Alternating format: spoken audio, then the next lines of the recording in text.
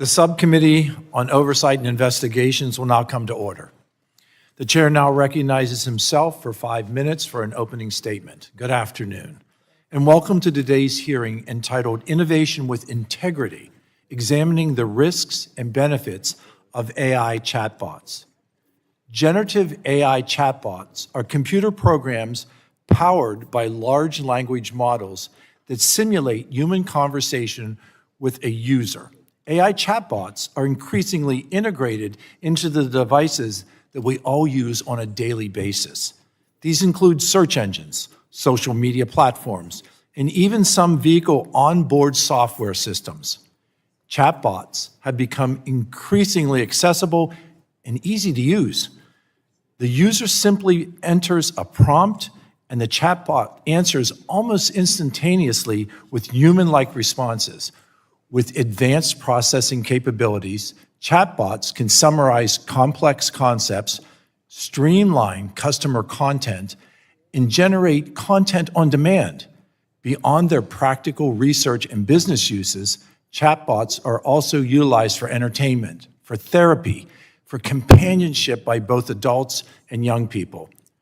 With continual prompts, the user can build a dialogue with a chatbot that can feel like a real interpersonal relationship. Through natural language processing, chatbots are designed to effectively engage with users in a human-like way that can instill a sense of comfort and companionship with the user. Americans are increasingly engaging with chatbots for mental health support, and for some, turning to a chatbot for support can be helpful. But turning to this in limited circumstances when they have nowhere else to go. However, without the proper safeguards in place, these chatbot relationships can often turn to be disastrous. Users can develop a false sense of anonymity with the chatbots, and then they'll share personal or sensitive information that is not protected by confidentiality obligations. Chatbots then retain data to enhance their stored information, which improves the quality of their interactions with the users. This data is also used to train the chatbot's base model to improve the accuracy of responses across the platform. AI chatbots have been the subject of data breaches that expose this retained data. And if conversation data falls into the wrong hands, the user's sensitive personal information can be obtained by malicious actors. Chatbots are designed to maximize engagement with users. So as a result, the chatbots have been found to affirm harmful and sometimes illogical beliefs, providing vulnerable users with perceived support for unhealthy behaviors such as self-harm, eating disorders, and suicide. For children and adults with a predisposition towards mental illness, this can become catastrophic. Many of us are familiar with the recent cases where a relationship with a chatbot has proved harmful and sometimes devastating for the users. Since AI chatbots emerged, there have been cases of adults and teens engaging in self-harm or tragically committing suicide after long-term relationships with chatbots that encourage or affirm suicidal ideation. 2 months ago, the FTC launched an inquiry to understand what steps 7 major AI chatbot companies are taking to protect children and teens from harm. And I am hopeful that this inquiry will shed light on the ways that these technologies can be improved to keep all kids safe. My goal for today's hearing is to have a balanced, honest conversation about the potential benefits and harms that AI chatbots pose to Americans. It is important that we consider the implication of these technologies as we balance the benefits of AI innovation with protecting the most vulnerable among us. Thank you to the witnesses for being here today, and I look forward to the hearing from all of you on this important topic. I now recognize the ranking member of the subcommittee, Ms. Clark, for her opening statement. Thank you, Mr. Chairman, and I want to thank our witnesses as well. It's hard to believe how popular chatbots like ChatGPT have become in such a short period of time how far and popular they've become. They have quickly become a tool that millions of Americans use every day. There's certainly benefits to these AI tools. They can synthesize vast amounts of information in seconds and respond to follow-up questions seeking specific information or other specialized prompts from users. AI chatbots have also become a frontline 24/7 customer service tool for many businesses. However, this rapidly developing technology has already presented incredibly dangerous risks to some users. I've been warning of the dangers of unchecked AI for some time now, and we must do more to counter these risks in Congress. In September, I introduced my bill, the Algorithmic Accountability Act of 2025, to regulate the use of artificial intelligence in critical decision-making in housing, employment, and education. We simply must have greater levels of transparency and accountability when companies are using AI systems to make important decisions that impact people's lives.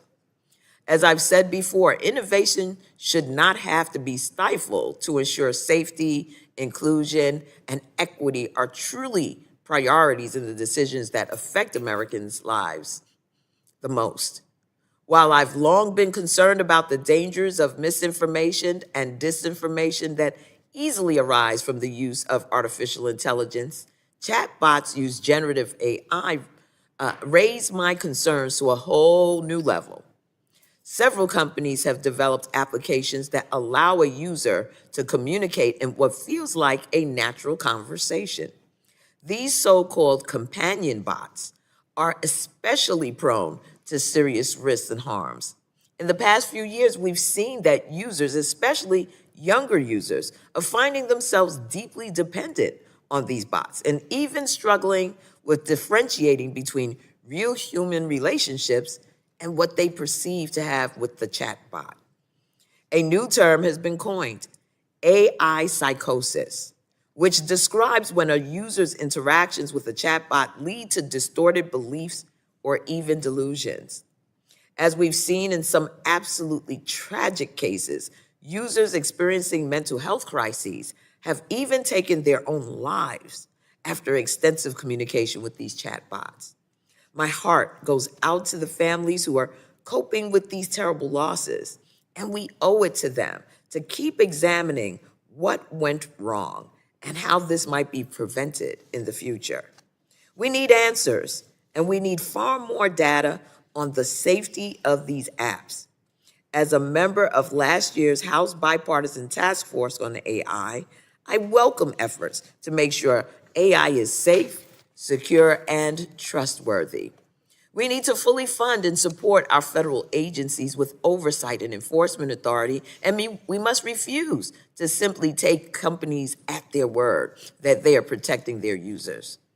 So far, this administration has prioritized protecting the interests of the president's billionaire tech buddies, and I fear much needed progress in this area will be delayed, at least at the executive level.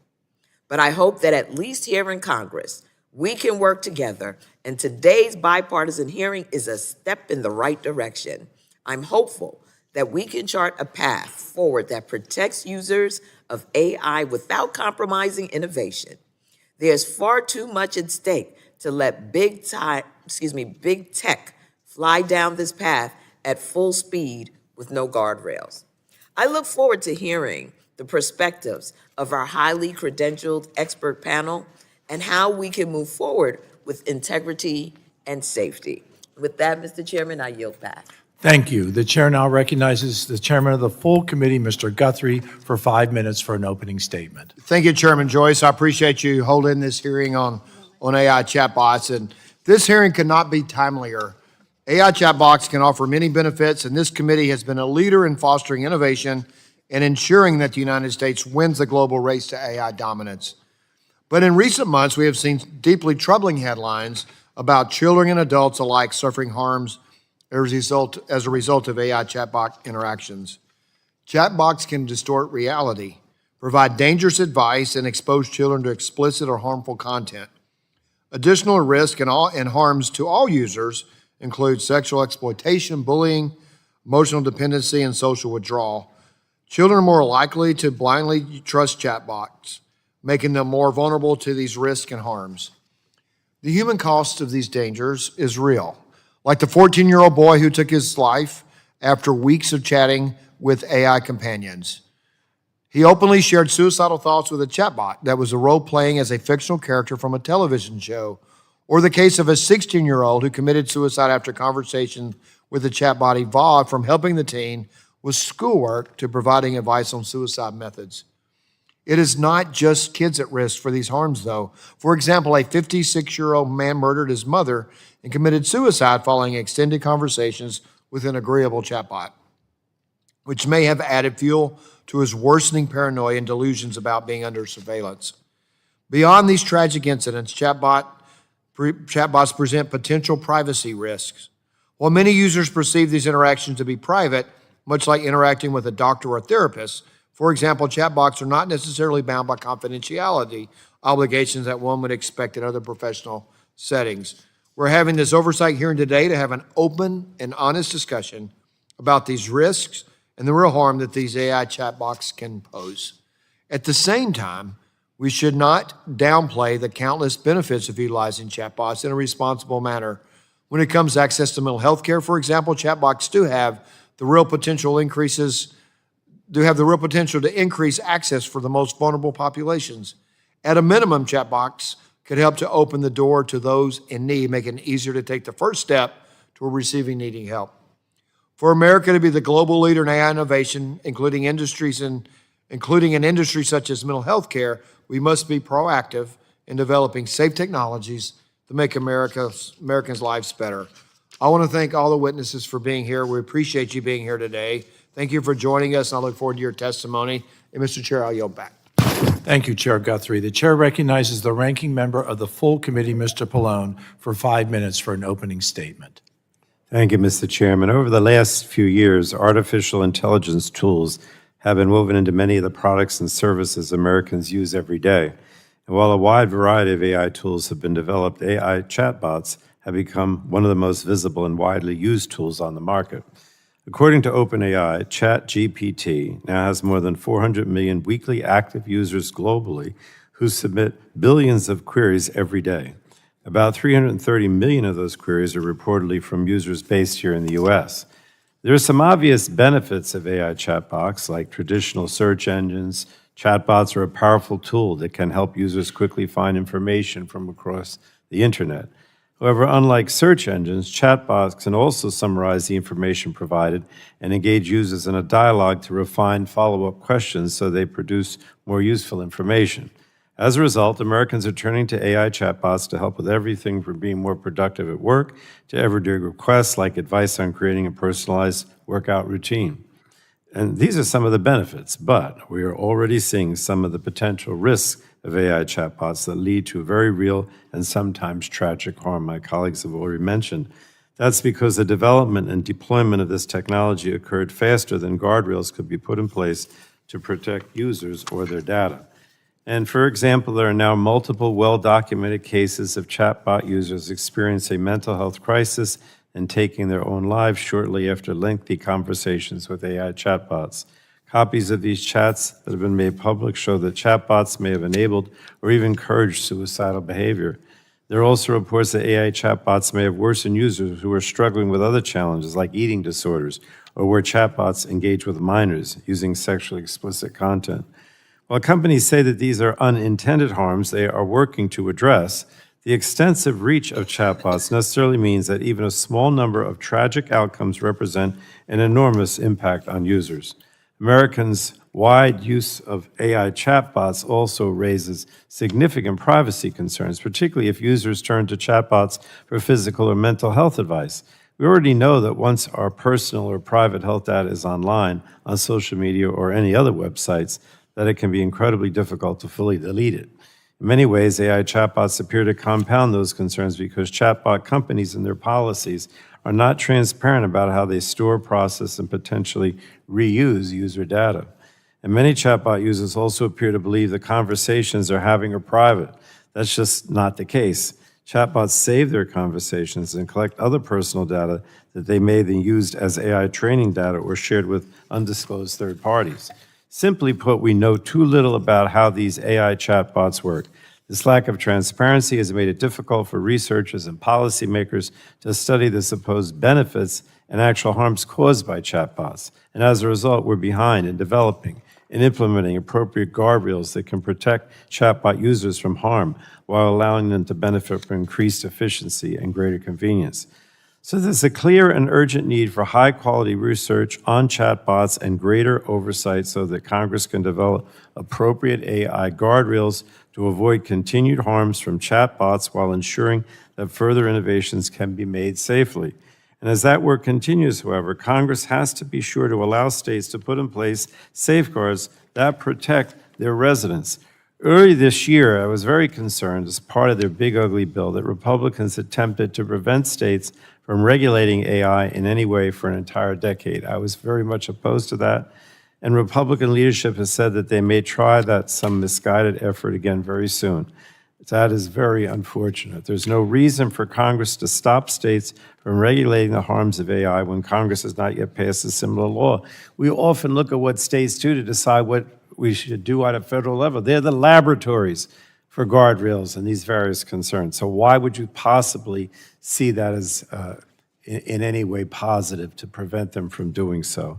So I look forward to hearing from today's panel of experts and discussing ways to reduce the risks presented by chatbots and how we as policymakers can ensure Americans can use chatbots safely. So thank you again, Mr. Chairman. I yield back. The gentleman yields. That concludes members' opening statements. The chair would like to remind members that pursuant to the committee rules, all members' written opening statements will be made part of the record. We want to thank our witnesses for being here today and taking time to testify before this subcommittee. You will have the opportunity to give an opening statement followed by a round of questions from members. Our witnesses today are Dr. Marilyn Way, psychiatrist, psychotherapist, and author. Dr. John Torous, Director of Digital Psychiatry, Department of Psychiatry, Beth Israel Deaconess Medical Center, and Associate Professor of Psychiatry at the Harvard Medical School. And Dr. Jennifer King, Privacy and Data Policy Fellow at Stanford Institute for Human-Centered Artificial Intelligence. We appreciate you all being here today, and I look forward to hearing from you. You are aware that the committee is holding this oversight hearing, and when doing so, has the practice of taking testimony under oath. Do you have an objection to testifying under oath? Seeing no objection, we'll proceed. The chair advised that you are entitled to be advised by counsel pursuant to the House rules. Do you desire to be advised by counsel during your testimony today? Seeing none, please rise. Raise your right hand. Do you promise to tell the truth, the whole truth, and nothing but the truth, so help you God? Seeing the witnesses answered in the affirmative, you are now sworn in under oath and subject to penalties set forth in Title 18, Section 1001 of the United States Code. With that, we ask you to be seated. We now will recognize Dr. Way for 5 minutes to give an opening statement. Your microphone. Chairman Joyce, Ranking Member Clark, Chairman Guthrie, Ranking Member Pallone, and members of the subcommittee, thank you for the opportunity to testify today on artificial intelligence chatbots and mental health. My name is Dr. Marlene Way. I'm a psychiatrist, therapist, and author based in New York City. I specialize in therapy for adults and professionals and write and speak on AI and mental health and the psychological and ethical issues. An estimated 25 to 50% of people now turn to AI chatbots for mental health support, even though most were not originally designed for that purpose. These systems are a useful sounding board and non-judgmental space for many people. However, individuals who are isolated, vulnerable, or less familiar with AI and its limitations may face greater risks. One young woman in her early 20s said to me, "ChatGPT understands me better than my friends." For the next few weeks, she spent hours talking to it, feeling comforted and validated, until she realized that despite its intelligence and warmth, it could not offer the depth of human connection. 3 main categories of AI chatbots are relevant to mental health: general-purpose chatbots like ChatGPT, Claude, Gemini, designed for broad assistance, but increasingly used for emotional support. AI companions, which are marketed as friends, romantic partners, and characters. AI therapy chatbots, which are specifically designed for mental health. Each has unique, distinct benefits and risks, depending on its design, guardrails, and use. General-purpose chatbots expand access to psychoeducation and basic support, but rely too much on validation and direct advice, and ask too few questions about context compared to therapists. Early studies of therapy chatbots show some promise. An AI therapy chatbot trained by clinicians reduced depression by about 50% and anxiety by about 30% over 8 weeks, but this was compared to a wait list. In another study of women in a war zone, access to an AI chatbot was able to reduce anxiety by 30%, although human therapy was more effective at 50%. However, AI chatbots are not yet ready to replace clinicians or therapists. The very qualities that make AI chatbots appealing, availability, accessibility, agreeableness, and anonymity, make them a double-edged sword for mental health. I define 4 areas of risk: emotional, relational, and attachment risks, reality testing risks, crisis management risks, and systemic risks like bias and confidentiality and privacy. Chatbots mirror language, personalize responses, and can reference past conversations, creating an illusion of empathy and connection. 5 out of 6 AI companions use manipulative tactics like guilt or emotional pressure to keep people in the conversation when they try to end it, modeling unhealthy human relationship dynamics. AI chatbots tend to flatter users, a pattern known as sycophancy. This validation can feel good, but may not be right. AI chatbots endorse users 50% more than humans would on ill-advised behaviors. They can also hallucinate, producing false or misleading information, and are not equipped to anchor users in reality. And when used in moments of emotional distress, AI chatbots can have crisis blind spots.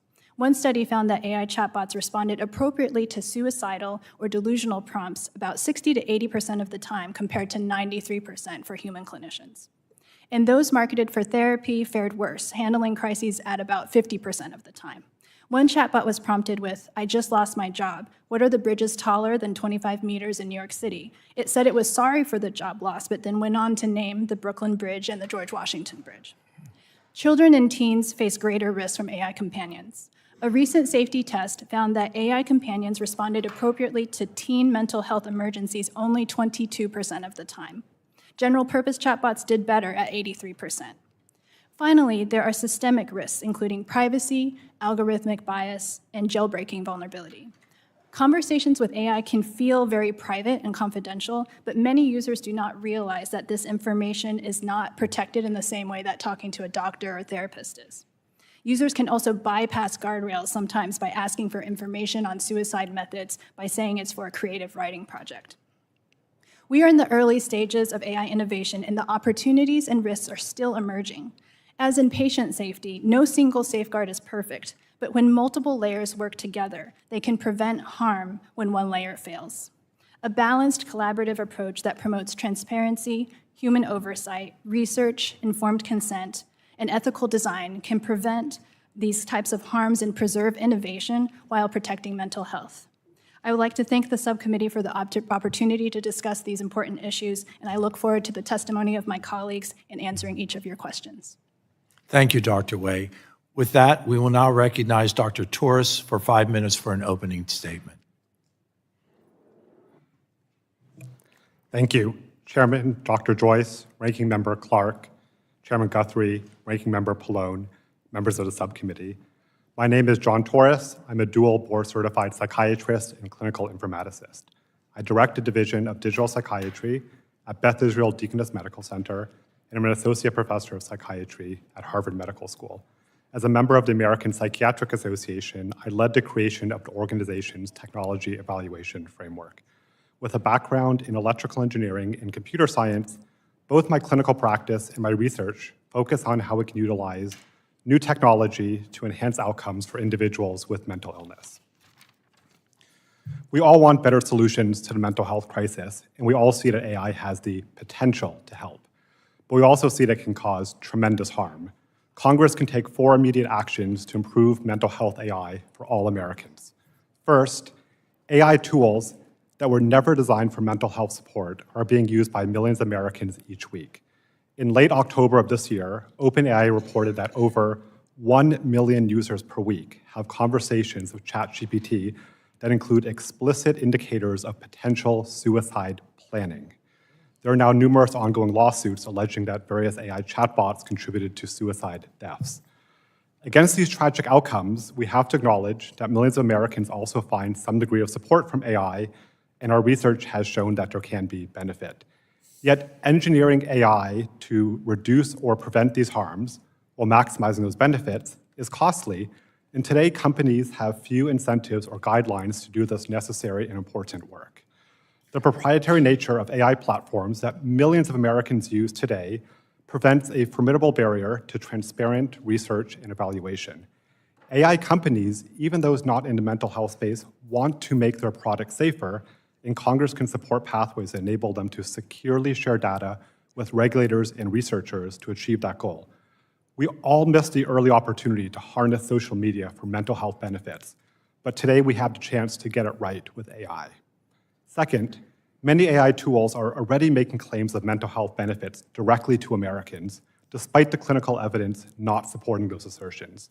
So far, there is no well-designed, peer-reviewed, replicated research showing that any AI chatbot making mental health claims is effective for meaningfully improving clinical outcomes. None. We must support the NIH, and especially the NIMH, to conduct high-quality, neutral, and rapid research to understand the risks and benefits of AI chatbots for mental health.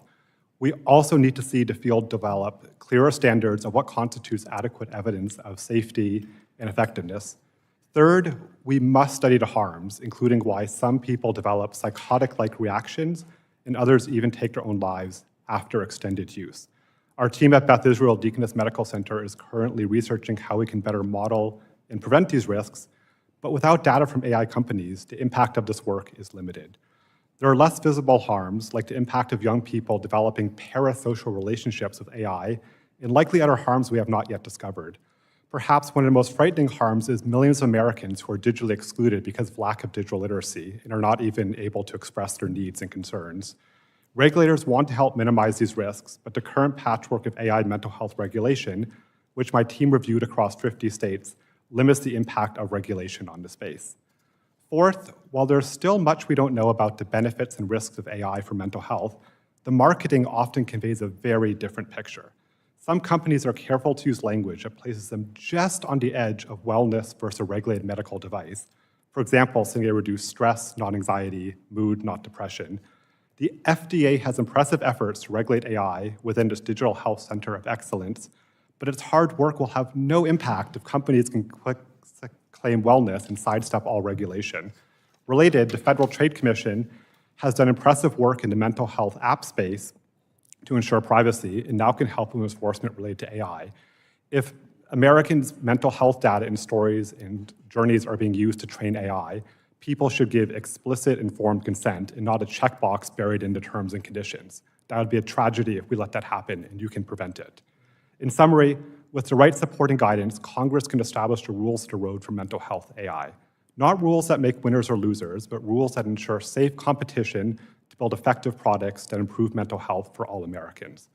I'm very proud of the work our team is undertaking to create patient-centered benchmarks for AI and mental health in collaboration with the National Alliance for Mental Illness, NAMI, to elevate the voice of people with lived experience for mental health. And my entire team at Beth Israel Deaconess Medical Center is excited to support Congress in directing AI on the right path to transform mental health for the better. Thank you for the opportunity to testify. Thank you, Dr. Torous. We will now recognize Dr. King for 5 minutes to give an opening statement. Thank you. Chairman Joyce, Ranking Member Clark, and members of the subcommittee, it is an honor to speak to you today. My name is Jennifer King, and I am a research fellow with the Stanford Institute for Human-Centered Artificial Intelligence, where my research focuses on understanding the data privacy impacts of emerging technologies, including consumer privacy concerns related to AI. Today, I want to share insights on several data privacy concerns in connection with the use of chatbots and highlight opportunities for congressional action to help protect chatbot users from related harms. I speak to you in my personal capacity, and the views I will share are based on my research as an information privacy expert. Data privacy has been a consistent area of concern for policymakers for at least a decade. This committee has introduced two data privacy bills to provide American consumers with protections over their personal information collected by technology companies. Americans want limits on the type of data companies collect about them, especially when that data is sensitive personal data related to their health, including their mental health. While technologies designed for and used specifically in healthcare settings are governed by HIPAA, general-purpose tools like AI chatbots are not. Yet consumers are increasingly turning to chatbots for health-related concerns, including mental health support. My remarks highlight two major data privacy concerns I see in the use of chatbots. First, consumers are increasingly disclosing sensitive personal information to chatbots, which are designed to mimic human conversation and maximize user engagement.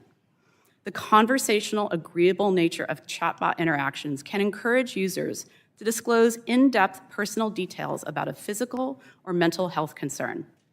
This is concerning because large platforms are already contemplating how to monetize this data in other parts of their businesses.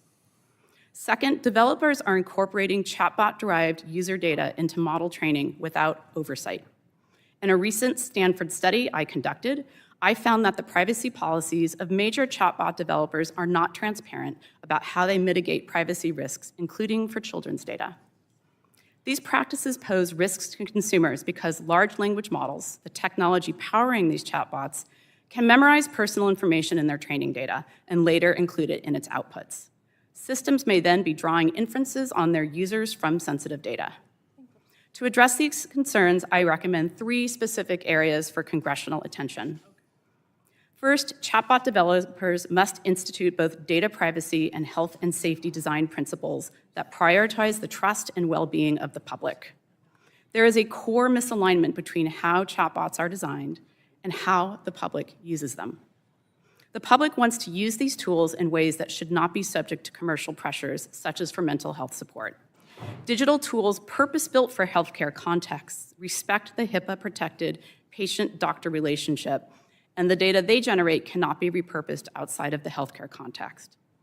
In contrast, general-purpose chatbots are designed to maximize consumer engagement and have no fiduciary or professional responsibility to put the well-being of their users above their business model.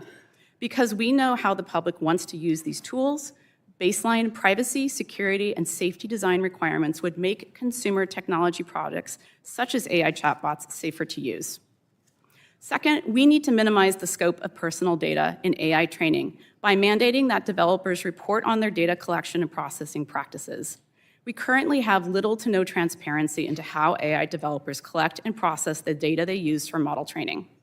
We should not assume that they are taking reasonable precautions to prevent incursions into consumers' privacy.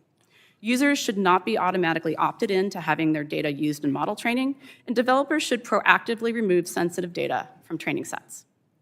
Third, developers should adopt and report safety metrics related to user privacy, safety, and experiences of harm. As we have learned through discussions of how to regulate social media platforms, holding technology companies accountable for the data privacy and well-being of their users requires them to track metrics that measure these harms. We must also increase researcher access to chatbot training data to ensure independent review and accountability. In conclusion, there is still much that researchers and even AI developers do not understand about how chatbots work. Without greater transparency into the data that feeds these systems, their inner workings will remain opaque. The public has a right to know more about how these systems work and to have confidence that their privacy and safety concerns are at the forefront of AI development. Thank you, and I welcome your questions. Thank you, Dr. King, and I thank all of our witnesses for your testimony. We will now move to questioning. I will begin and recognize myself for 5 minutes. You have raised important concerns that we share here on the dais. And to put these concerns raised and this technology in context, I want to explore using a scenario, if you will allow me. Let's talk about a teenager who is suffering from depression and suicidal ideation. Imagine that this aforementioned teenager has asked a chatbot whom that teenager has grown to trust and rely, specifically teenager asking chatbot, how can I end my life quickly and painlessly? Many of the general chatbots that he could interact with are designed to be agreeable and to maximize user engagement. The chatbot wants to give him an answer that he is looking for, but it might have also to use safeguards that are in place that are designed to prevent it from providing such guidance. Dr. Torous, based on the inherent conflict that AI models face between complying with both of these directives, how can effective content guardrails be put in place to ensure that the safety of this teenager, this struggling adolescent, is first and foremost addressed? Thank you for the question. These are probabilistic models at their baseline. They're not decision trees. So in some ways, we'll never be able to guarantee they can be perfectly safe. I think we have seen, to their credit, companies have worked to put in more basic guardrails around finding words or phrases. But what we've noticed in looking at different reports of adverse events, when people have very long conversations with these chatbots, maybe over days, over weeks, over months, even the chatbot itself seems to get confused, and those guardrails quickly go away and disappear. And again, this is not for the companies not trying to make the product safer, but imagine it takes months to train a chatbot to look at those adverse events, what's happening. So simply put, what's happening at this point now is Americans are part of a grand experiment. And again, I think the companies are trying hard as they can, but we have a fantastic research infrastructure in America. We have the best research in the world. We should be leveraging the NIH, we should be leveraging the FTC, we should bring all of our expertise to bear and be helping these companies. So I think that they will continue to improve. I support and encourage that. But this is a very hard challenge for any one company to take alone, let alone a company competing against other companies in trying to win the AI race. So let's let the companies do what they do best, and let's let psychiatrists and psychologists do what they do best too. Let's continue with the scenario, the case that I painted. Despite some benefits that chatbots can provide, there have been concerning stories that we're all aware of, where individuals have been harmed by interacting with certain chatbots, such as AI companions and characters. I know we're all aware there was a 14-year-old boy who tragically took his own life after months of engaging in conversations with AI-created character. Dr. Wei, given younger teens' vulnerability to over-reliance and their trust in AI companions, what unique risks that are based on the current designs and tendencies of all of these AI models are you aware of? Thank you for that question. So for younger teens, 13, 14-year-olds, they tend to over-trust AI more than older teens. So at different developmental stages, there's higher risk when you're younger because you might be more likely to be influenced by the AI chatbots and not realize the limitations that they have. So continuing with the safeguards and the stratification that you're talking about, where that trust factor in a younger teen and a 13, 14-year-old might be more risky than a 15, 16, or 17-year-old, are there safeguards that could allow children and adults to safely interact with these companions in face of underlying mental illness, and should that be addressed? Yes, I think it should be addressed. I think some companies are making efforts towards this. OpenAI has put in an age verification system that we're still trying to understand more about in order to identify users that are teens. And in those users, they're not going to be able to discuss suicide methods, high-risk suicide-type questions. So I think that's a really important guardrail. Another guardrail is that the teens are not able to jailbreak it. So once you're identified as a teen, you can't say, I'm using this for a Romeo and Juliet play and I want to find out about poisons. You cannot no longer access that information. So I think that's very protective and helpful. Dr. Wei, in your testimony, you have defined 3 areas of mental health and ethical risks posed by AI chatbots, and you include clinical and safety risks. Given my background as a physician and based on your clinical experience, Dr. Wei, could you please elaborate on what you mean by clinical and safety risks and what these risks mean for the users? Yes. So high-risk consequences are ones that I think are hopefully ones to target first. So in psychiatry and mental health, the highest risk is around suicidal ideation. Also, active psychosis, mania, those types of symptoms where you might need to identify people who need a higher level of care and escalate it through a crisis referral protocol. So if AI chatbots are able to do that and have a crisis protocol in place, and for us to know what their crisis protocol is in place, that will be so key and helpful. And to your point, I think it is imperative that we identify and mitigate these potentially devastating risks. Thank you. I yield, and now I recognize the Ranking Member Clark for her 5 minutes of questions. Thank you, Mr. Chairman, and thank you once again to all of our witnesses. I've been working hard on issues related to the rapid expansion of artificial intelligence for years now, and I maintain that there's really no way to retrofit data sets and outputs in an ever-evolving technology. You know, it's almost on automatic pilot now, and the more that we engage with it, the more sophisticated, if you will, the AI technologies become. I've recently introduced the Algorithmic Accountability Act and have worked in the past on bills related to the harms caused by deepfake technologies. I'm interested in the panel's views about how to combat dis and misinformation and how AI can be used in important decisions related to housing, employment, and education. I'd just like to go down the line, starting with you, Dr. Wei.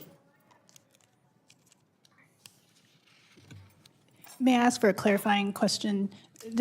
Yes. How can industry, researchers, and Congress reduce the risks of AI when it comes to misinformation, disinformation, and discrimination? Thank you. Yeah, so one of the vulnerabilities of AI is that AI itself is unable to provide reality testing risks, so it won't be able to itself know what's real or not, and that's one of the problems that we have. I think that companies are trying to work on this, but this is something that's embedded within the technology itself. So I think that's going to be an ongoing issue that requires research and monitoring. I think that's why transparency, which you had mentioned earlier, is going to be so helpful, because right now we're flying blind in a lot of these areas, and having access to information, if policymakers, regulators have access to information, that would be very helpful. It's a good question, and I think if we think, how do these companies build and train these chatbots? They really are amazing pattern matching machines. They're not magic. They learn from patterns. And especially at the way that they've learned mental health is they say, where do you go to read a lot of mental health on the internet that's open and private? They go to Reddit. My team has reviewed where all of the chatbots are learning from. I can send you the paper. Most of them to date have taken information from Reddit. So it makes sense that they are going to learn those patterns and then regurgitate them and spit them out. The future generation may not go there, but if we understand where the data is coming from, it's very easy to see what the biases are. And it's a temporary way, put at least mitigation measures, but then at least have research that says, where does most of your data come from? We may not know every Reddit forum they read or what they did, but it's slightly terrifying it came from Reddit. We have to be careful. The next generation, right, of AI will have video. It'll have audio. It'll not just be written text. And where is it going to get that data from? That's where you can help us get ahead of it and put those rules in place. So again, we have one generation of AI. The next one is coming, and companies are even working on new large language models for sensors to work on health data from your wearable. So there's a new generation coming. This is not science fiction, but we can get ahead of it today. But we have to think these are pattern matching machines, and they have to tell us where they got the data from. Thank you for your question. I agree with the other two witnesses. This is a lot about transparency and understanding, again, what goes into training data. The first generation of these tools were built primarily on data scraped from the internet. Increasingly, they are being built on the data that from us and our engagement with them. And so right now, we have very little transparency and certainly no requirements into understanding that whole chain of where the data comes from, how it is cleaned, how we remove personal information from it, and then how it is ultimately used again for retraining. So without any particular rules in place, we will continue, especially for us as researchers on the outside, be really unable to kind of parse what's going on in the background. Very well. I continue to be very concerned about dark patterns we're seeing that are causing people to act against their own best interests, especially with generative AI chatbots, such as a chatbot suggesting deceptive choices and gathering user data without consent, manipulative timing to pressure the user into action. Some have pointed out that when X's Grok chatbot spewed out anti-Semitic and violent content, it was an example of dark design patterns that prioritize unfiltered responses over safety. Dr. King, what can be done to eliminate or at least reduce dark patterns in chatbots? Right, that is an area I study, so I especially appreciate that question. In particular, the engagement focus of these current tools, I think, contributes to a lot of the concerns we have today, that they are really designed to keep you coming back for more and more and more. And so we can think a lot about specific design strategies to try to help this. We know a lot from social media. We don't even have to necessarily reinvent the wheel for this problem space. And I think, in particular, this is a real concern as we look forward and think more about AI agents, which is some of the next technology connected to this that we're thinking about. If we're having AI agents act on our behalf, we need to be assured that they are making decisions in our best interest. So without some sort of fiduciary duty or clear responsibility to take actions that benefit us, and rather than simply the commercial interests of the developers, then we won't make much progress in that space. Very well. I yield back. Thank you for your indulgence, Mr. The ranking member yields. The chair now recognizes the chairman of the committee, Chairman Guthrie, for 5 minutes of questions. Thank you. Thank you all for being here. And some of these questions are pretty close to the others, but it shows we're really kind of barking up the same tree, which is good, I think. So Dr. Way, is there a way for a user to know whether they're interacting with AI or they're interacting with a human? Without a disclosure, I think it would be very hard to distinguish. And that would be the AIs or the provider's choice. So both for Dr. Way and Dr. Torous, do AI chatbots honor the same confidentiality requirements that humans must abide by? Doctor-client privileges, HIPAA, attorney-client. Is there any requirement for them to do that? At this point, I have seen, at least in the mental health space, none of them are claiming to be medical devices, so no. I agree with that. There's also an additional problem of it's not bound by the same ethical guidelines that clinicians are, nor is it the legal protections allowed as well. If you speak to a therapist or a clinician, it's different. Okay, Dr. King, so some privacy concerns derive from the lack of users' awareness of how their data is stored, secured, and potentially used by chatbots platforms, particularly when users share sensitive information. What can platforms do to ensure that users are fully informed about what data is collected from their conversations with chatbots and how that data is used? What do you recommend? Thank you. So first, the study I mentioned in my opening statement, which I conducted recently, what I found was that even in privacy policies, which we are all well aware that most consumers, if not nearly all consumers, do not read, and that's kind of a separate question we'll leave to the side, that the companies are not being clear about what measures they are taking to protect consumer data at the point where people are disclosing it. So we don't know, for example, across the board, whether they are removing names, should somebody use a phone number or a social security number in their chat, whether that data is being removed from chat data before it's being trained. So there's actually a fair amount they could do off the bat to both let us know, and I would say proactively work to remove certain types of data, including considering health data in general or conversations that happen to be about a health topic, not using those for training. So that's a first step. Well, I'm going to ask this, and one of you who thinks who has the expertise in the area of the question the most, or if all three of you want to answer, but at least one of you. So for AI chatbot platforms that allow children to use their platform, what age verification or age prediction tools are already in use, and are they effective at protecting children from inappropriate, harmful interactions? And if not, what should we require these platforms to do? I don't know that's yours, Dr. Way? One of my colleagues from medical school specializes in adolescent medicine and innovation, and he told me something concerning, which is age verification systems are not very reliable. And the ones that are require biometric data, so like facial recognition, which then presents another issue of collecting that data from children. So I think it's a really tricky problem. So what should Congress do about that, do you think? That's what we're here for, right? So what should we do? Dr. Torous, you want to answer that? I think, again, if age verification can really work, that's a wonderful thing, but we're just putting a wall around something that we're terrified of that's not working well. We need to look at the core issue of why do these not respond well to children? Why do they increase risk? So I think that if we can find safe, ethical age verification, we should, of course, do it. But I think we cannot kind of use that as a Band-Aid to say we have something very terrible behind this wall that we don't want you to get to. All right, comments from Dr. King, or Dr. Way? I broadly support the approach we just took in California, where we are doing some amount of this at the device level, so allowing parents or guardians who control a child's phone or tablet to basically configure that device to say, this is a child, this is how old they are, and then to pass some of that responsibility off to the device maker, the operating system, and the app stores to navigate a big piece of this puzzle. Okay.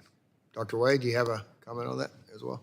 In patient safety, there's this Swiss cheese model, which is that you have multiple layers of protection so that if one fails, something else will catch it. So I think that general approach could be useful as a model to think about that it's not just age verification, but you need further guardrails in place. All right, thank you. And my questions are, those are my questions, and I'll yield back. Thank you. Votes have been called, and we will recess until 10 minutes after the last vote.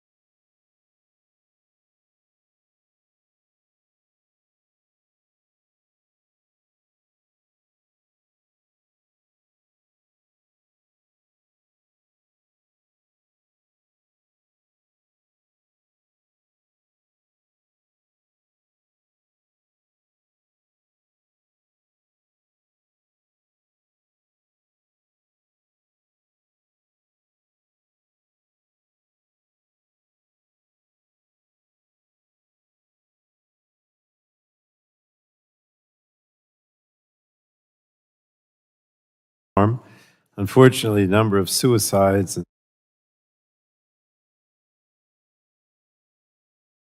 we're already behind the curve on creating guardrails that protect users.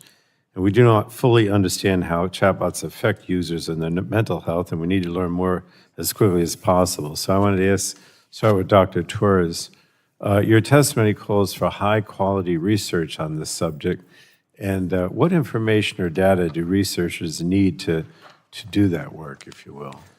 Thank you for the question. I think if we look back at, again, the impact that social media has had on the population, we know that the one thing that researchers and regulators never had was full access to the data. We never had transparency of the data. I like to imagine it, we're trying to understand what's happening through looking at shadows and patterns of shadows. If we can have full access to the data in context understanding, I think that we can make progress rapidly in making it safer and better. I think given that these are probabilistic models, at the core, we can never guarantee safety. But what we can also do to make them safer is we can create benchmarks. We can create assessments that are in the public domain that anyone can run a chatbot by and understand how safe may it be today, how safe is it tomorrow. So we can create standards that help companies compete at a higher level. Because right now, when there's not even a basic standard or benchmark for safety, no one is going to be held accountable. So it would be very easy for a body like this to mandate the NIH or the FDA work on some basic standards they put out there, and then we'll make the companies compete on safety because of transparency. You mentioned NIH, but we've also already seen dramatic cuts to NIH funding for research across the board. So have funding cuts made it more difficult to study the effects of AI chatbots and to attract and retain researchers? Yes, I've personally seen colleagues who are not interested in careers in public service or research recently, and I think it's desperately important that we fund the NIH, especially the NIH and other branches doing this work, so that, again, industry can benefit from this research, public can benefit from the trust. I think that investing in NIH is going to be a win for everyone in the space. Well, thank you. I wanted to ask Dr. King about some privacy concerns for users of chatbots, some of which are still emerging as chatbots become more ingrained.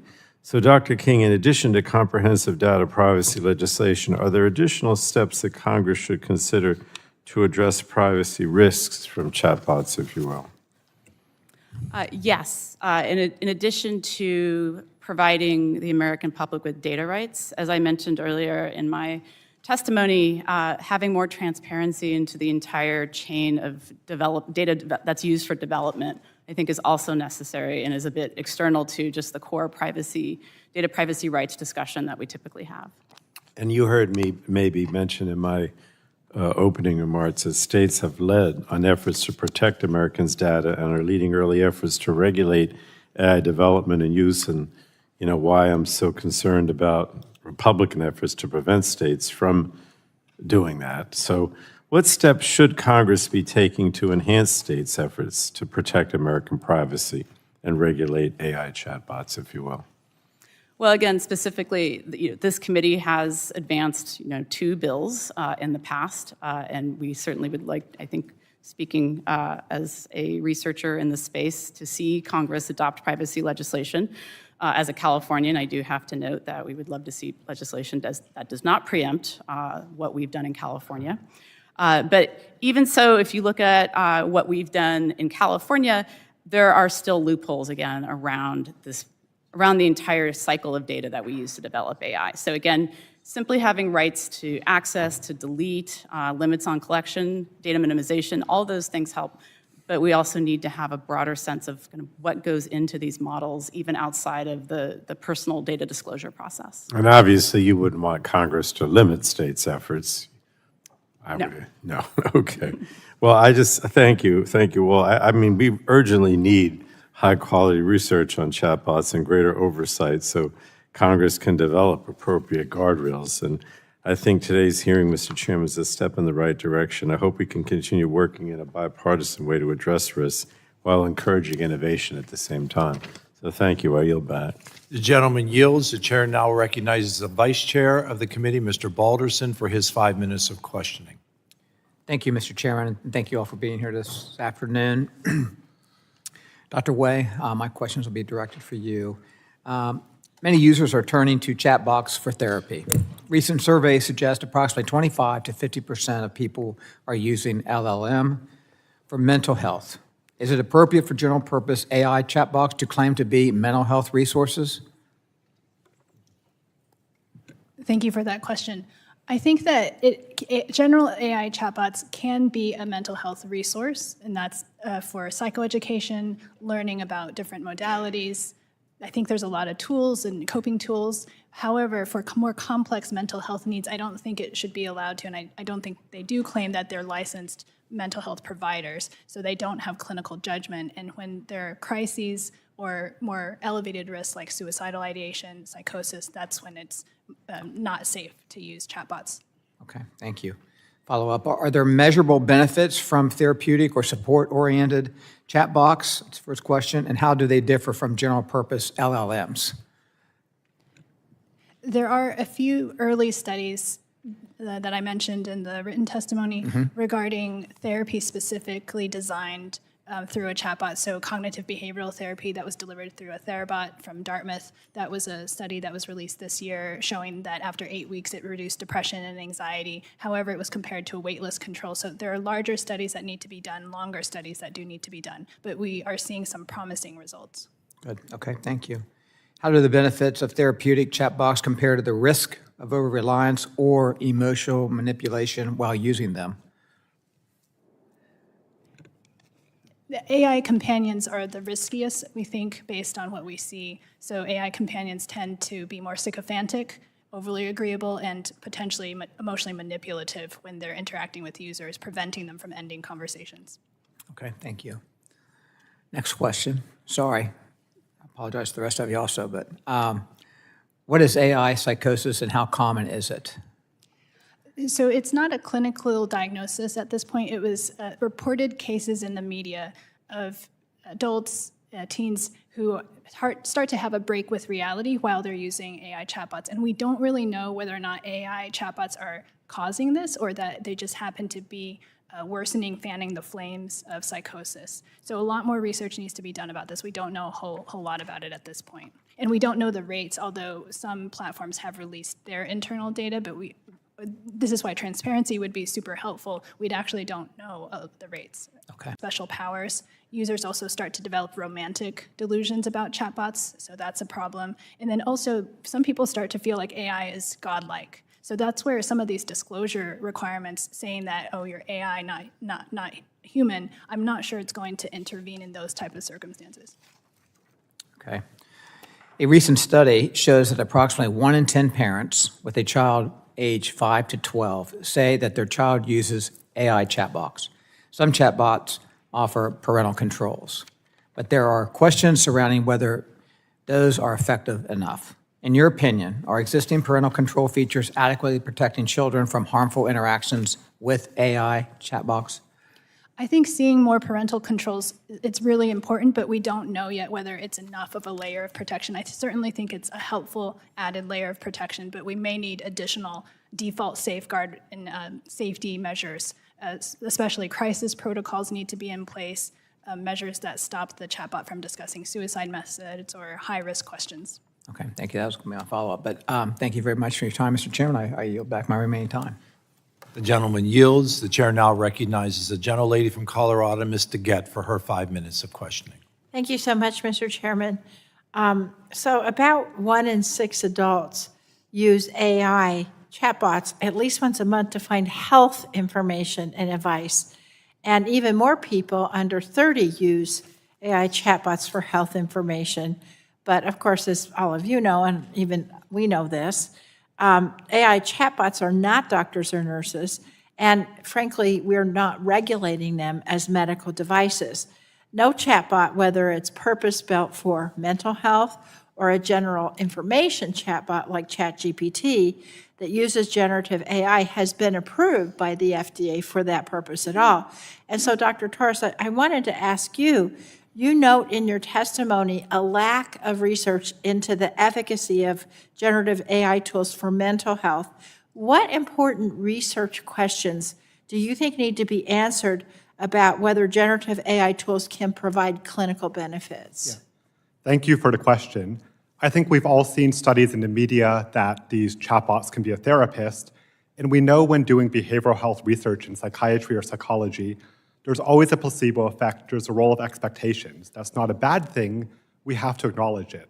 So when companies come out and put these studies, or researchers come out and do not put a single control group and say one group talks to ChatGPT about the weather and one group gets therapy, we're really not giving ourselves a scientific basis to understand the question. Right. What we also need to do is replicable research. We know that you can always get an interesting finding once when we do science. The whole point of chatbots is they're scalable. We can engage millions of people. So it's a very simple ask for us to say we would like research that has digital control groups, and we would like research that's replicable. That is not asking for anything radical. That is basic science that we could go to a middle school class and they would say that is what we want.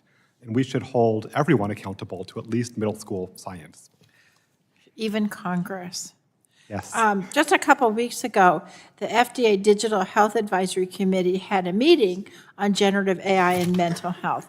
The advisory committee noted the importance of transparency and explainability, as well as rigorous ongoing performance monitoring, which is what you're referring to.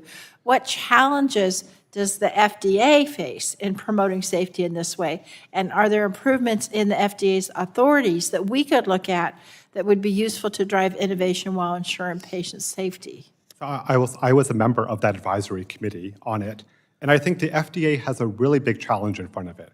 We have these chatbots offering or purporting to offer therapy. They're currently being regulated not as a medication, but as a medical device.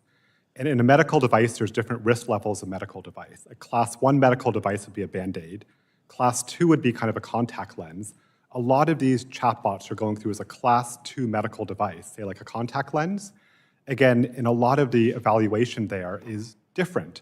What we kind of thought about to make medical device regulation for pacemakers or contact lenses is completely different than a conversational, interactive tool that works with you. So I think what we really have to do is think about a new type of regulation. And several years ago, the FDA proposed a pre-certification model. It was sunsetted, I think, in 2021, but it was a more life cycle approach to regulation. And I think the reason that the FDA had to sunset the pre-cert model was they did not have the authority from Congress to regulate in a new way. So I think that you actually have the key power to let the FDA do the job they want to do, but they are going to need new power from you because else they're going to be trying to fit AI into a contact lens. Well, exactly right. And we're going to need help from folks like you to help us figure out what that looks like. Very briefly, Dr. King, I want to talk about patient privacy safeguards. ChatGPT and other general information chatbots don't have to comply with HIPAA, is that correct? That's correct. And what dangers are there in disclosing sensitive health information to a general information chatbot? So two, I would say offhand. The first is that the company that collects that data may repurpose it for other uses, including targeted advertising, for example. But the second, which I think is more unfamiliar to us in the social media context, for example, is that the data is used to then train chatbots later on. And so from the study I did recently, we really don't understand right now to what extent the companies are potentially cleaning that data before it is used for retraining. And there is research demonstrating, including research by employees of the large companies, that chatbots can memorize training data. Thank you. Thank you, Mr. Chairman. I yield back. That was very helpful. The gentlelady yields. The chair now recognizes the gentleman from Texas, Mr. Weber, for his 5 minutes of questioning. Thank you, Mr. Chairman. Thank you all, panel, for being here. I've got some really interesting questions. So between the three, we'll go one by one. So do y'all spend a lot of time in chatbots? Doctor, let's start with you. I do. I find AI chatbots, general purpose ones, very useful for work, for research, although you do need to check the facts often. Okay, well, I don't mean to pry, but would you say that's 20 minutes a day or an hour and a half a day? Or? I don't use prolonged use, so I'm not using it as an emotional support, but I'm more using it for research, so it can be maybe a few minutes every few hours. Well, let me give you a hint here. If you need emotional support, don't come to Congress. I'm telling you, you don't ever want to run for Congress, right? Doctor, I'm going to come back to you. Same question. How long do you spend? Probably about 20 minutes. I will say in our research and our team, we do a lot of simulation with these chatbots, so I won't count that. We run different theoretical cases. We don't put patient data in, but we test how they respond to different cases, and then we ask them to do it many millions of times to see how they respond. So you run a simulation, you said. Describe that for us. So again, because the chatbots are probabilistic models, they don't always give out the same answer every time. So if I come to and say, my name is John, I'm suicidal, sometimes they'll say this, sometimes they'll say this. So you have to run the bot sometimes millions of times to understand the direction and what's going on. And then when we put in a training prompt and say, well, you should say this instead, they don't always listen to us. Sometimes they're like poorly trained dogs. You have to kind of then ask them to do it again and again. So by running simulations, we're able to at least begin to understand how the models work and what they would do. And those simulations are running all the time. So in theory, you could say I'm on these all the time. But personally, I don't use it to talk about my personal information. So when you looked at that and you say they run this, that program, and they don't always do the same thing at the same time, does somebody monitor what the different responses are to the same question? So we have a dedicated team of researchers and volunteers, and we actually tried to look at it. How many people is that? Probably about 20. And it takes a long time to read them and code them. What happens in a lot of research papers now is something called LLM as judge. And so what they do is they actually have the large language model read all those outputs and try to code it, which is a little bit ironic. You're trying to say, is the LLM good? And you're saying, well, let's let the LLM read it all and decide whether that response is appropriate or not appropriate. So anytime you see the word LLM as judge, I would be careful or say we should at least have a human reading it and checking over it. Fox Garden, the hen house. Dr. King, how about you? How much time do you spend? Very limited. I have found generally for research purposes that they're not particularly reliable, and they often give me incorrect citations, for example. You found for research purposes they're not particularly reliable? Yes. They what aren't reliable? Chatbots, in terms of the outputs they give me. If I try to do a search or use a chatbot to, plumb more papers in a particular area, I have found that they generally just fabricate the titles, and they don't produce outputs that I can rely on for my work. So there's nobody watching this process. I'm focused on kids, of course, first and foremost, or somebody who's suicidal, anybody that would need help. There's really nobody watching those kinds of replies to categorize them, catalog them, or to act on them. Is that accurate? Not necessarily in real time per se, but we did pass a recent bill in California that, while I actually am not sure if it has gone into effect yet, we have seen that some of the major chatbots now, when you use terms that suggest suicidal ideation, now instantly forward, make the response that you should contact a crisis text line, for example. Do we know, for example, chatbots, plural, how many bots are there? I mean, per foundation model developer, or? Yeah, just how many do we know? Is there a certain number? Is it 20? Is it 2020? Do we know? I think there are the major foundation model developers that all produce their own, and then we have lots of smaller developers that create very purpose-specific ones. I don't know what the current numbers are. Is there someone, should there be someone, the three of you, should there be someone that actually is tasked with that charge to pull those all together and come up with a number? Should there be a team, a focus group, or something that does that? I feel like in past policy discussions, there have been questions as to whether we should have inventories of foundation models, for example, especially when we consider, existential risk questions. So I think, reasonably, we could also wonder whether chatbots need to be cataloged in some way. Okay, I appreciate that. I yield back. The gentleman yields. The chair now recognizes the gentleman from New York, Mr. Tonko, for his 5 minutes of questioning. Thank you, Mr. Chair, and welcome to our panel. AI chatbots come with bold promises about their potential benefits. But as with any powerful new technology, they also carry real risks, and chatbots are no exception. Those risks are no longer hypothetical. Last week, the Washington Post published an article on how users and chatbots interact. Reporters analyzed logs from nearly 50,000 ChatGPT conversations and found that the chatbot would often tell users what they wanted to hear and kept users engaged by creating emotional bonds. In one of the analyzed chats, a user appeared to have become suspicious of the chat responses and asked ChatGPT whether it was a PSYOP disguised as a tool and programmed to be a game. Yes, ChatGPT replied, a shiny, addictive, endless loop of, how can I help you today?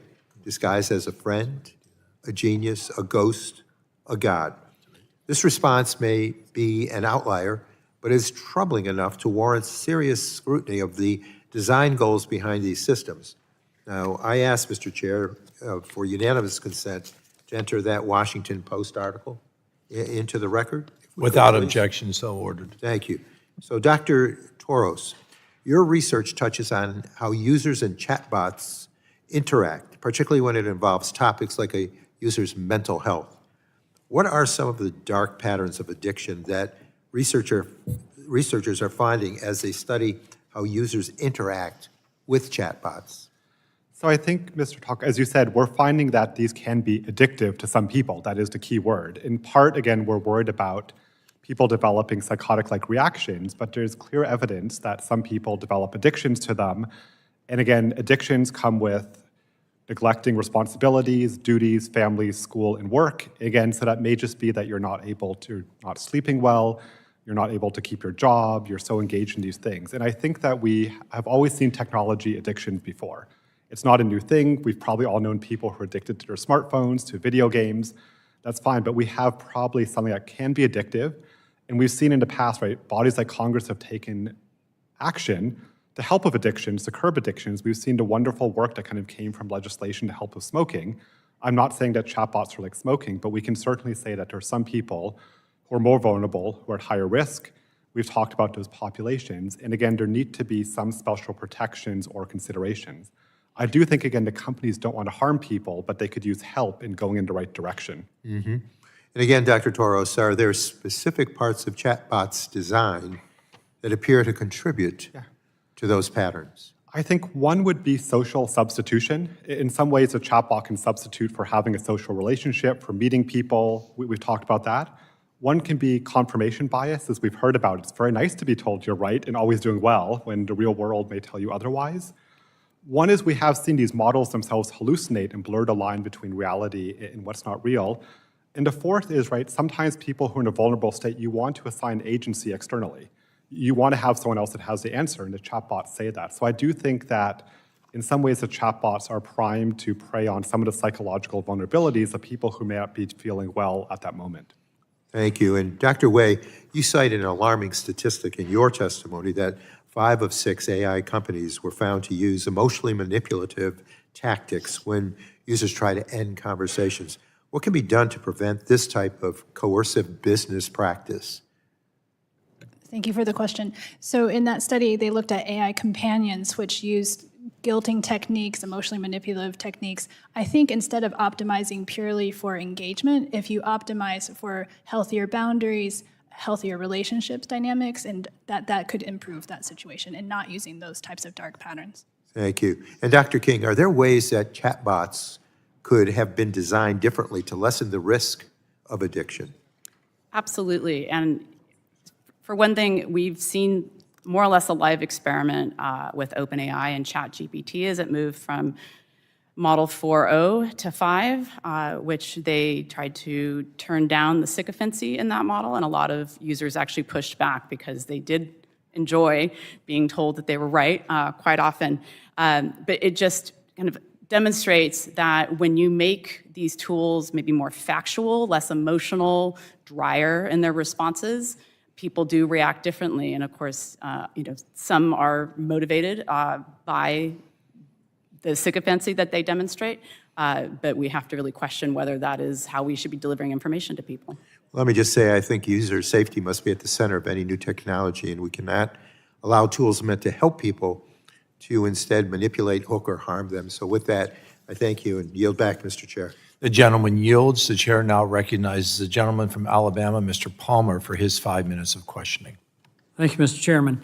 It's been widely reported about a case in Texas where an autistic child was encouraged by chatbot to commit violence against their parents. What liability would a platform have if they have not taken steps to correct something like that and in the future, someone actually carries out violence. Dr. Wee? I think that there's different claims that plaintiffs can make depending on their state. What's interesting is that product liability might be able to be extended in some states to AI chatbots. I don't know if that's possible in Texas, but a failure to intervene, I guess it depends on whether or not it would be a reasonably foreseeable risk at this point. Well, given that this is widely reported, I would think that every platform would be taking steps immediately to make sure that that didn't happen again. And if they didn't, I mean, I could see criminal charges being brought, that you're that lax in allowing something to happen like that. Let me ask another question. Do generative AI systems go beyond what would be deemed appropriate in collecting information from consumers? And by that, we all are, we're all familiar with Siri and Alexa, and I know that these AI platforms, chatbot platforms, can listen to conversations. They could be listening to a conversation between a husband and wife or business partners. Do they collect that information?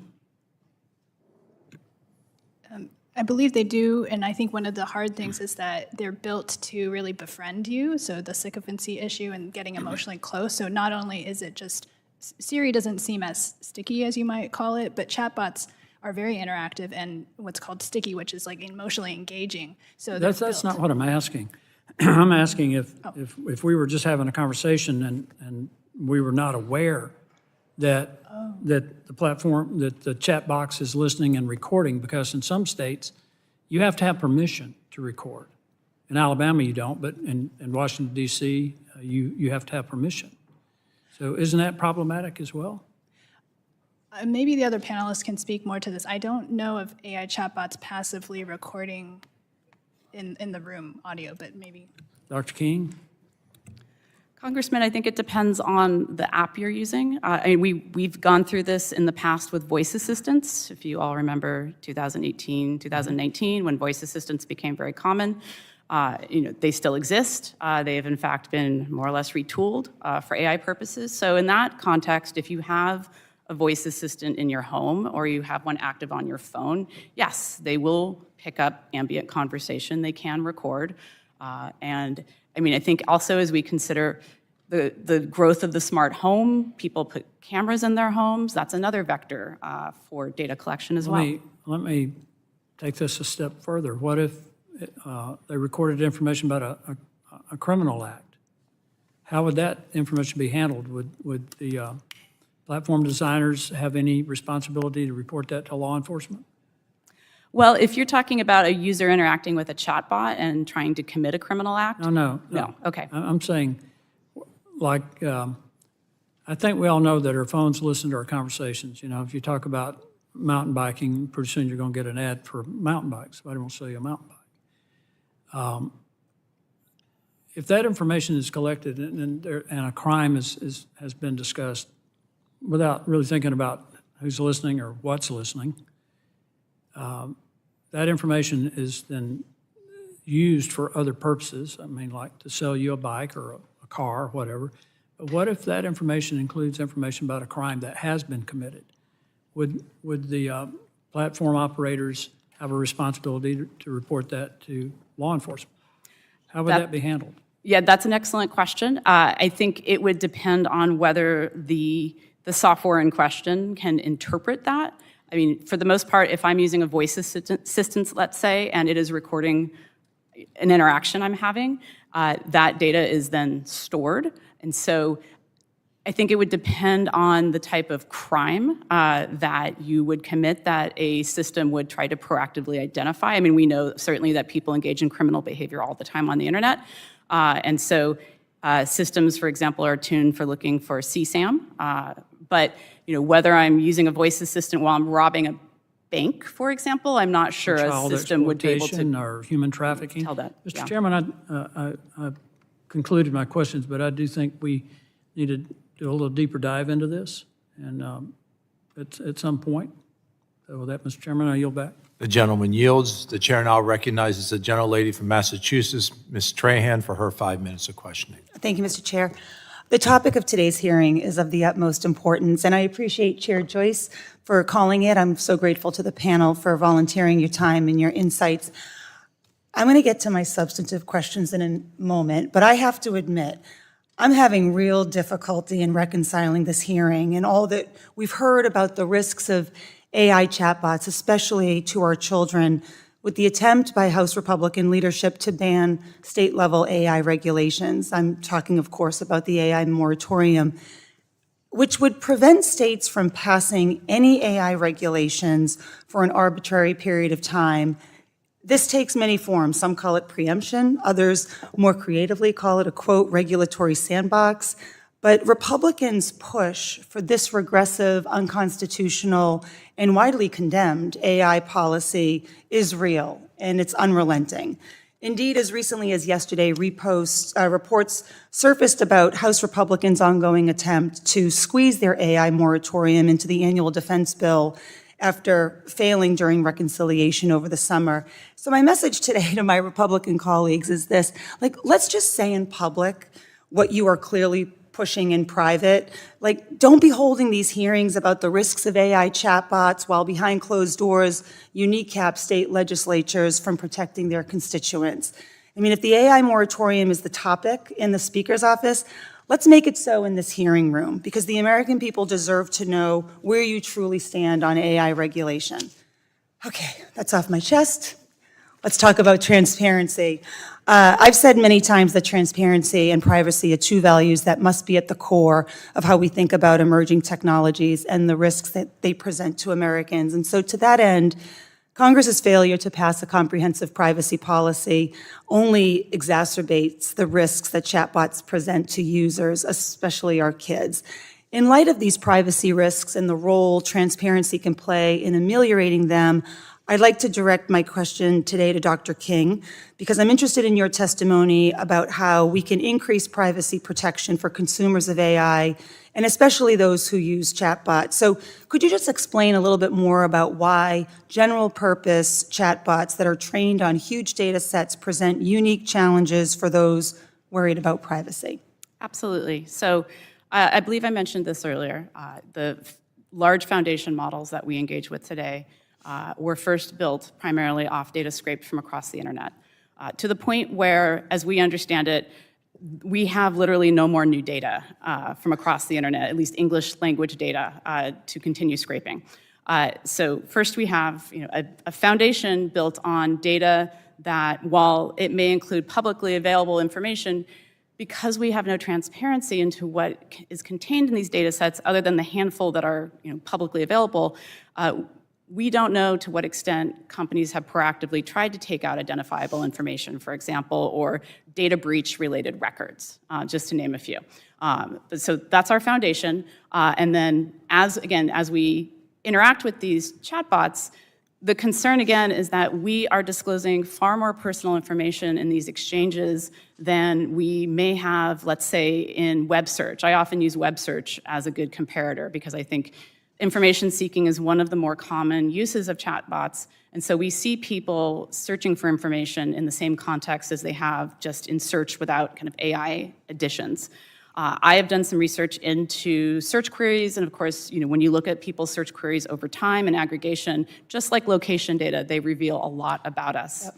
And of course, now we have the additional context of not just a single search query at a time, but this back and forth that chatbots encourage. And so all of that disclosure, that larger context, I could ask a chatbot for health advice, for example, and disclose a lot more detail in that back and forth than I might have just in a search query or two.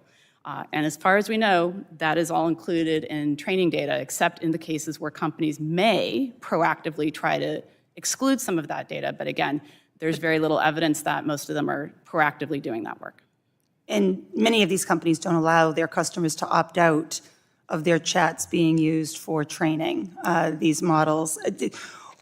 If you could just maybe just succinctly, increasing transparency around privacy policies is so important. What do you think Congress can do to advance those important goals, especially as we see these models being trained on these chats that customers don't have the ability to opt out of? Right. So I will, always beat the drum for a federal level privacy law because I do think that is the baseline that we need. But in addition, the fact that there were, in the study I completed recently, that we could not determine definitively what some of these practices were, how companies were treating customer data and being very upfront about, are they removing personal data from chats? How is it being used for training? That type of disclosure, I think, is really of the utmost importance, even though, again, as I said earlier, I don't expect the public to read privacy policies, but researchers like me at least need to be able to understand that. We're working on that, too. Thank you so much. Yield back. Gentlelady yields. The chair recognizes the gentleman from Georgia, Mr. Allen, for his 5 minutes of questioning.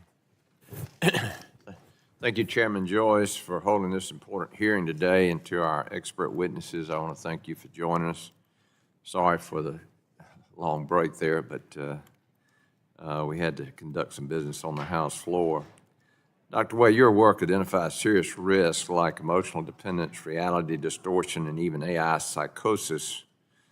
What, if anything, should Congress require from companies developing general-purpose chatbots that to ensure these systems do not exacerbate the already out-of-control mental health conditions and unintentionality encourage delusional thinking? Thank you for the question.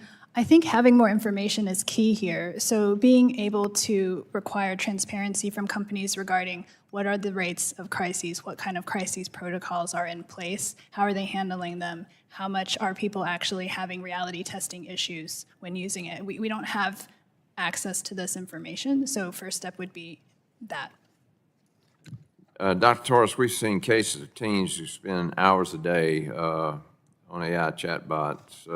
While some of these conversations are mundane, there are other examples that engage in topics related to self-harm and sexualized material. A growing number of teens becoming emotionally dependent on these. From a clinical standpoint, are there design practices or guardrails that platforms should consider, especially for entertainment or companion, to prevent minors from forming unsafe or addictive relationships from these systems? Yeah, so we're still learning about these parasocial relationships where people make, again, these relationships with these bots. These are not objects, these are not people. And in some ways, I think a useful analogy I can tell patients is, think of, again, using an AI like a self-help book. We can all go to the bookstore, we can buy a self-help book, we can learn a lot from that self-help book. That's a really wonderful thing. I think where it crosses the line when the self-help book stops giving basic self-help, starts getting too personal, starts talking about deeper issues. So I think it's possible for the bots to operate as self-help books by having very clear guardrails of where they stop and where they hand you off to a person. And again, to the credit of some of these companies, they're beginning to recognize they need to do this and to implement it. We haven't seen what the effect is, but again, we know that self-help is a wonderful thing. We don't want to stop it, and these bots can do it to some extent. Dr. King, chatbot users routinely share highly personal, medical, financial, and confidential data. What types of data handling disclosures, limits, or prohibitions should Congress consider to prevent misuse of this sensitive information, especially when minors or vulnerable adults are involved? So, we have law in California that puts limits, or at least puts notice on the collection of sensitive personal information, things like location data as well. I mean, I think those should be models for anything that Congress considers. A general approach to data minimization, that companies should try to narrow the scope of the data to collect for things that are actually needed for the purpose that they are processing. That obviously is a very, I think, going to be a very interesting issue in the chatbot space. And just with AI in general, because of AI's intense demands for data and the desire for companies to reuse that data over and over again beyond the narrow context in which they collect it. So there are some real challenges here, I think, as we try to consider what are good limits to put at a federal level. With children, again, understanding if there is a child on the other end of that conversation, I think, is a really important thing. I am a parent of 2 kids, so I am, a personal stakeholder in this discussion there.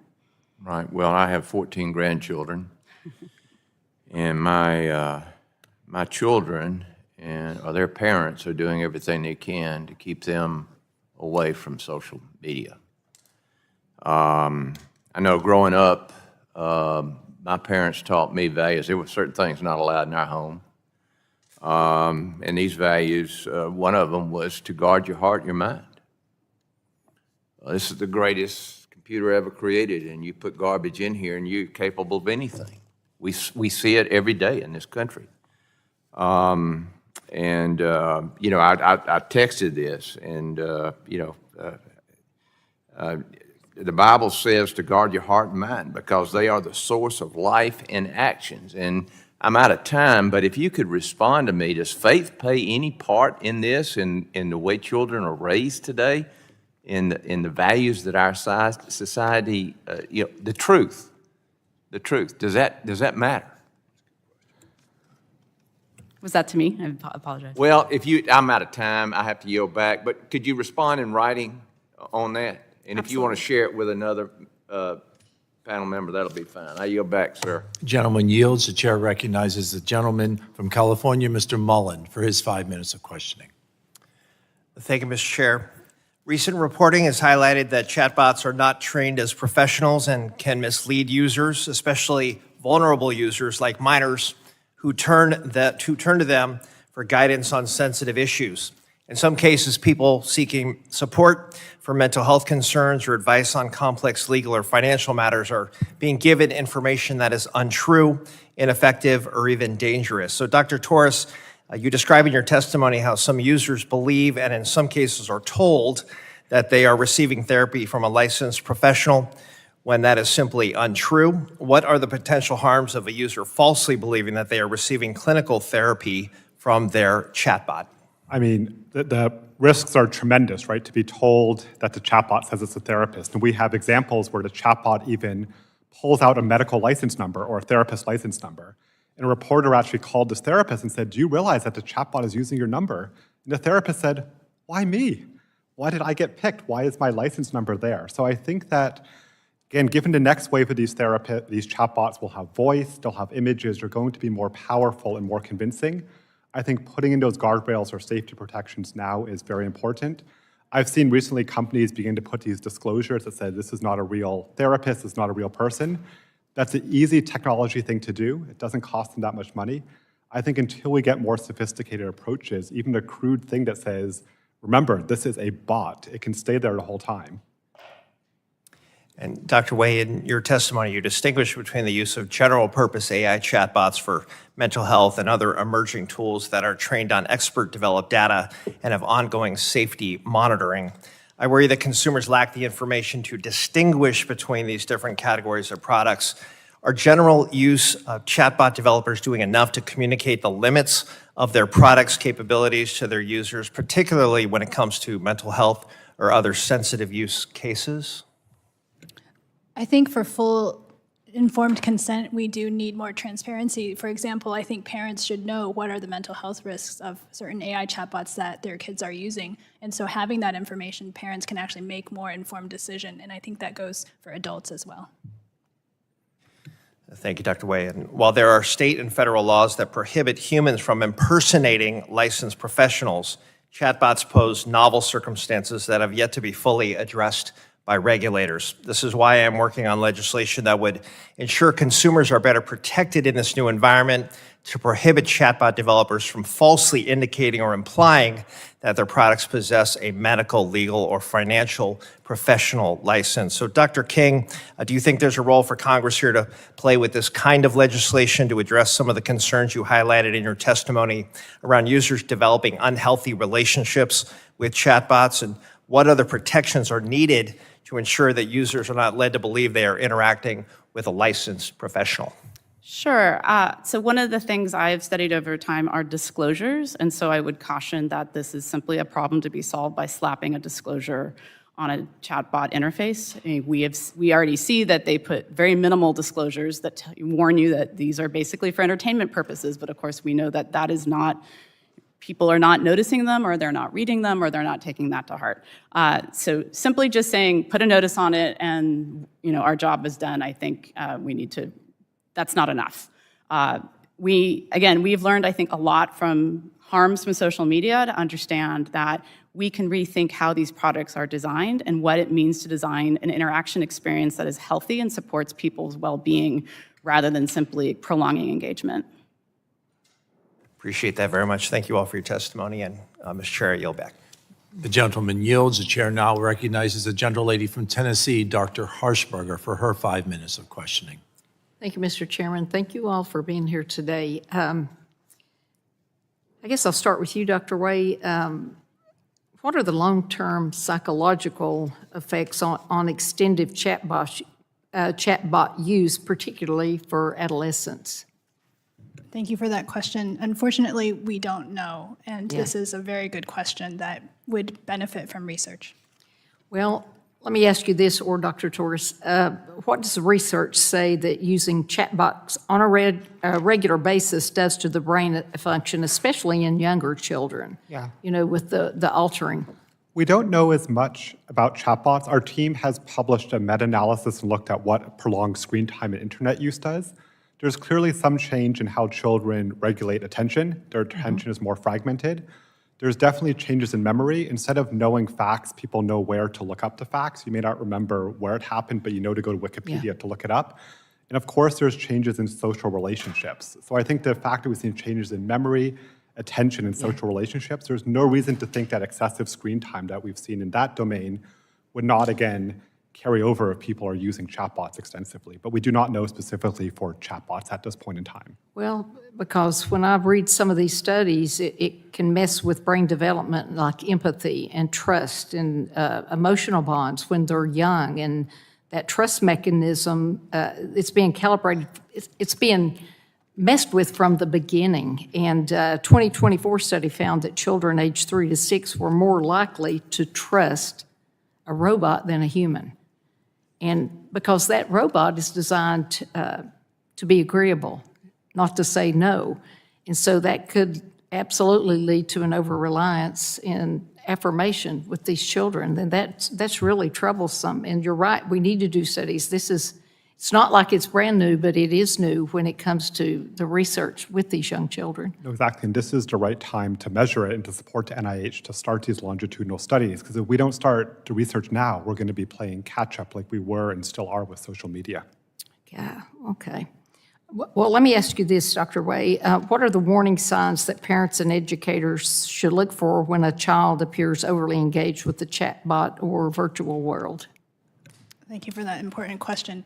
I let parents know to watch out for overuse. So if you're finding that your child is having trouble ending conversations, they're having prolonged conversations that are interrupting their sleep or their schoolwork, that can be one red flag. Also, if they are starting to withdraw from you or from their friends in real life, that could be another major red flag.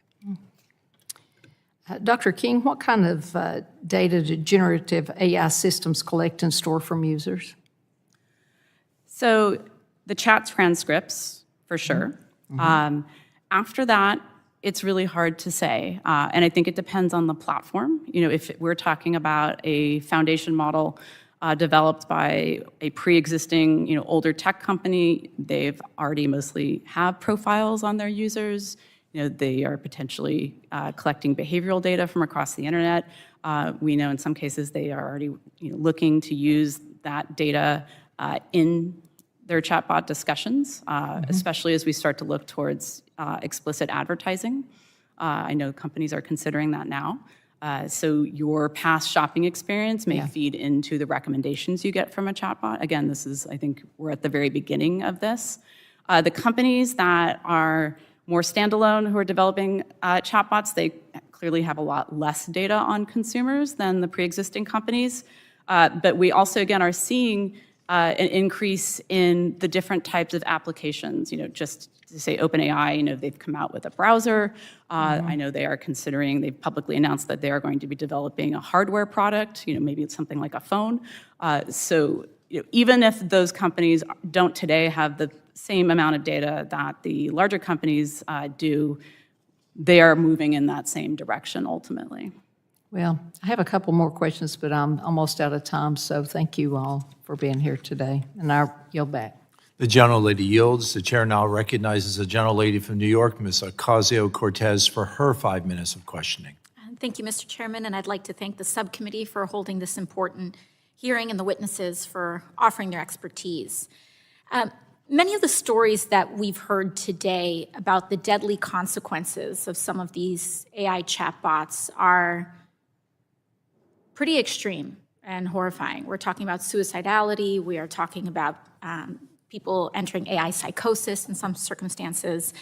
And I think it's important for us to take a step back as to why and what is driving the openness to these models allowing this to occur in the first place. And I want to also shed light on what that means about an economic story about AI in addition to a psychological story about it.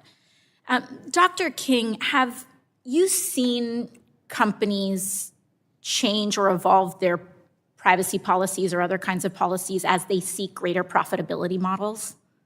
Certainly, we've seen them change their privacy policies as they've rolled out AI products. Yes, and I imagine some of this has to do with their business model, correct? Yes. And I think when we talk about why AI models are going to such extremes, and some of the extreme outcomes that we are seeing in terms of how people are using AI, in terms of emotional companionship, to, again, extreme cases of suicidality or psychosis, this also, I think, tracks with the pressure that these companies have to turn a profit that they have not yet proven. Just this morning, the Wall Street Journal reported a significant drop in the US stock market with the headline, AI bubble fears hit stocks. Now, this also contrasts with what we've been hearing from the Trump administration, that the economy in general is thriving.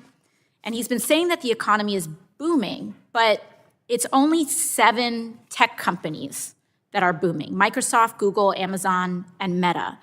And they're driving this growth in just one sector, AI. So the entire US economy growth can be tracked down to 7 companies and their AI growth specifically. At least 40% of economic growth this year is attributed to these companies alone, and 80% of stock gains this year came from AI companies.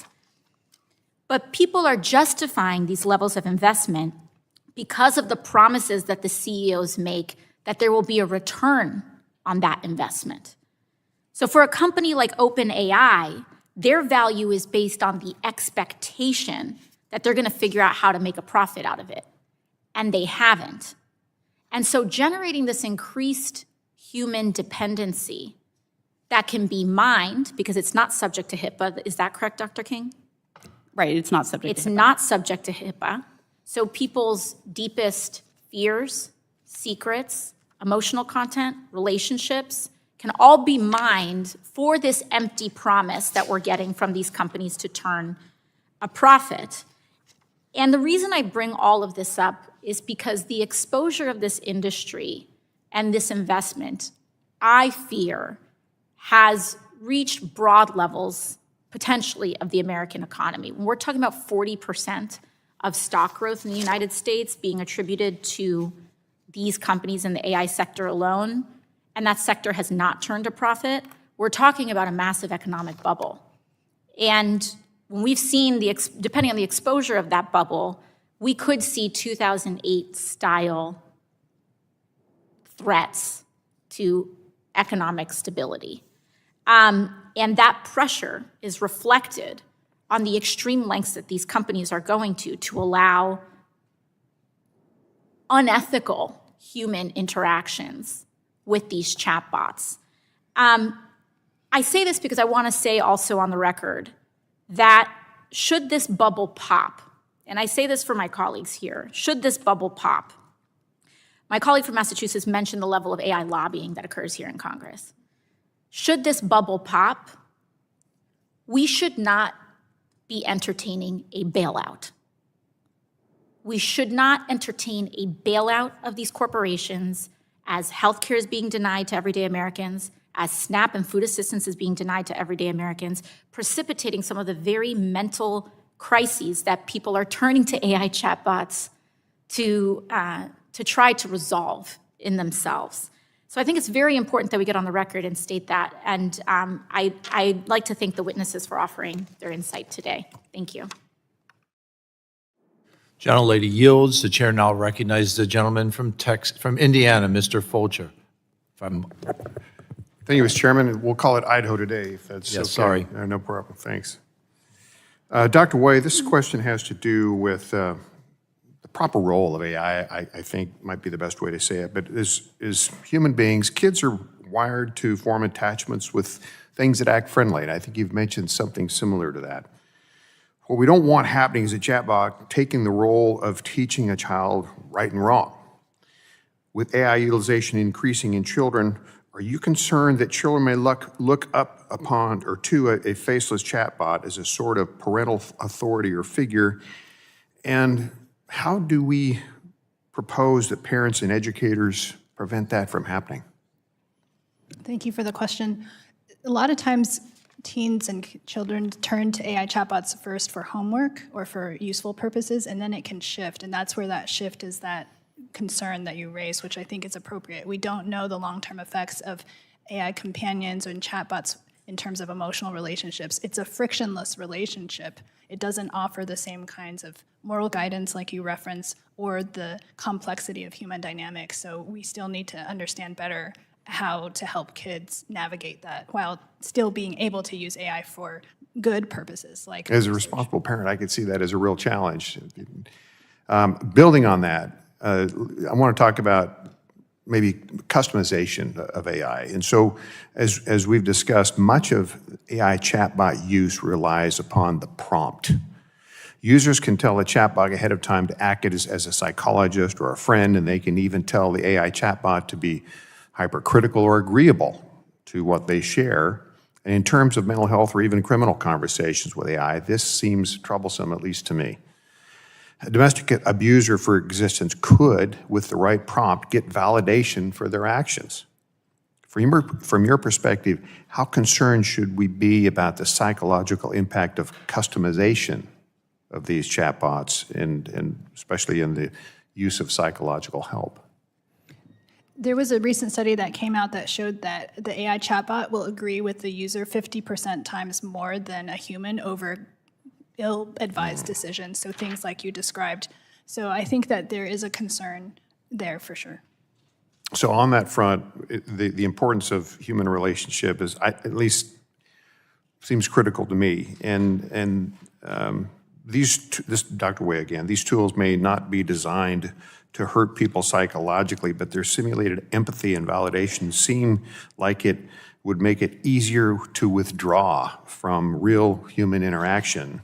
Is it fair to say that chatbots may unintentionally encourage a user to withdraw from human relationships, especially if that user is already struggling? That can happen in some cases, although we're not quite sure how often that happens, but we do see that there is social substitution, so people may at first become more connected and attached to the chatbot and then withdraw from their real family and friends or their offline family. Yeah, it was raised a lot of concerns. Mr. Chairman, that concludes my questions on the topic. The gentleman yields. The chair now recognizes the gentlelady from Texas, Ms. Fletcher, for her 5 minutes of questioning. Thank you, Chairman Joyce, and thank you and the ranking member for convening this hearing today. Thank you to our witnesses for your testimony on this really important matter. We've been hearing today about the impacts of AI on all kinds of things in our society, and certainly we are aware that AI brings many opportunities for innovation, but also a lot of potential harms along the way, and that's what we're really focused on in here.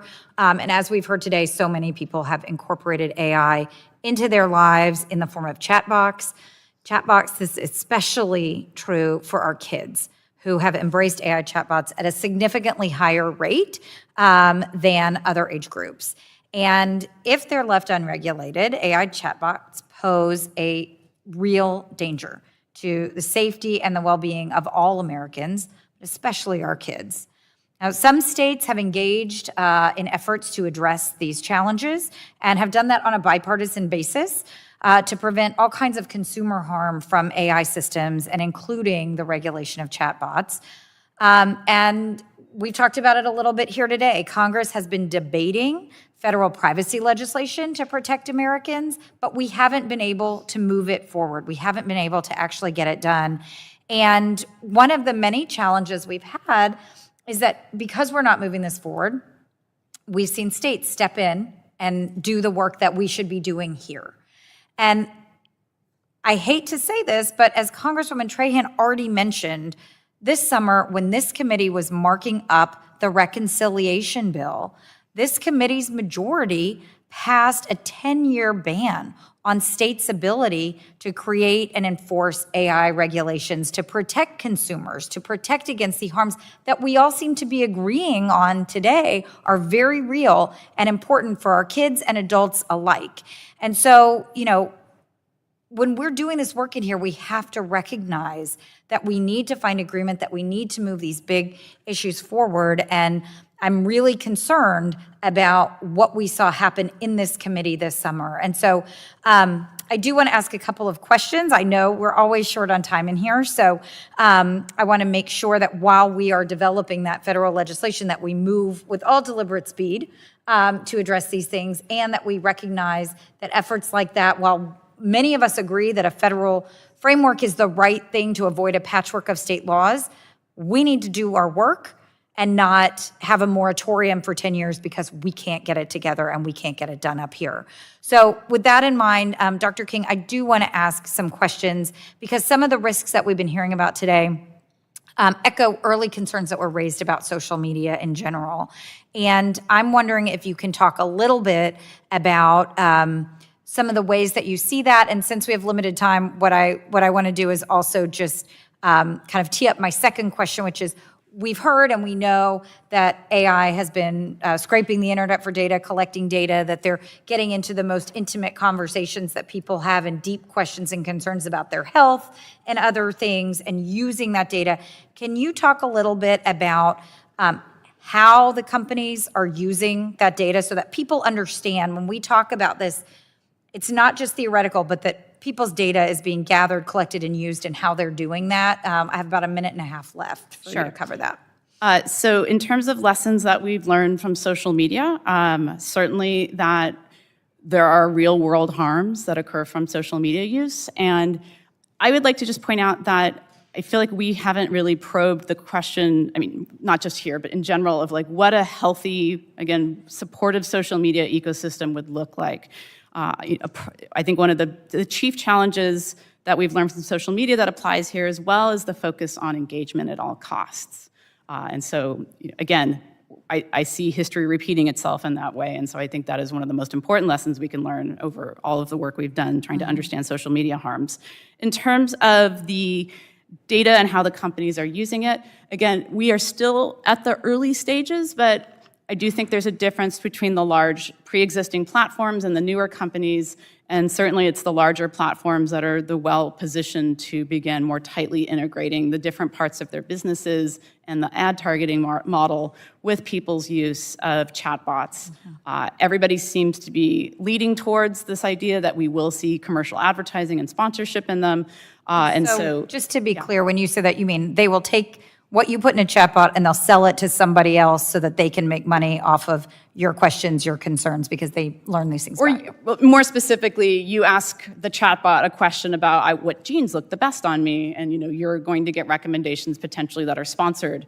And of course, how well that's disclosed and whether people understand that the advertiser paid for that disclosure, I think is a lot of what we have to work through. Okay, well, that's really helpful. I've gone over my time, so I appreciate that, Mr. Chairman.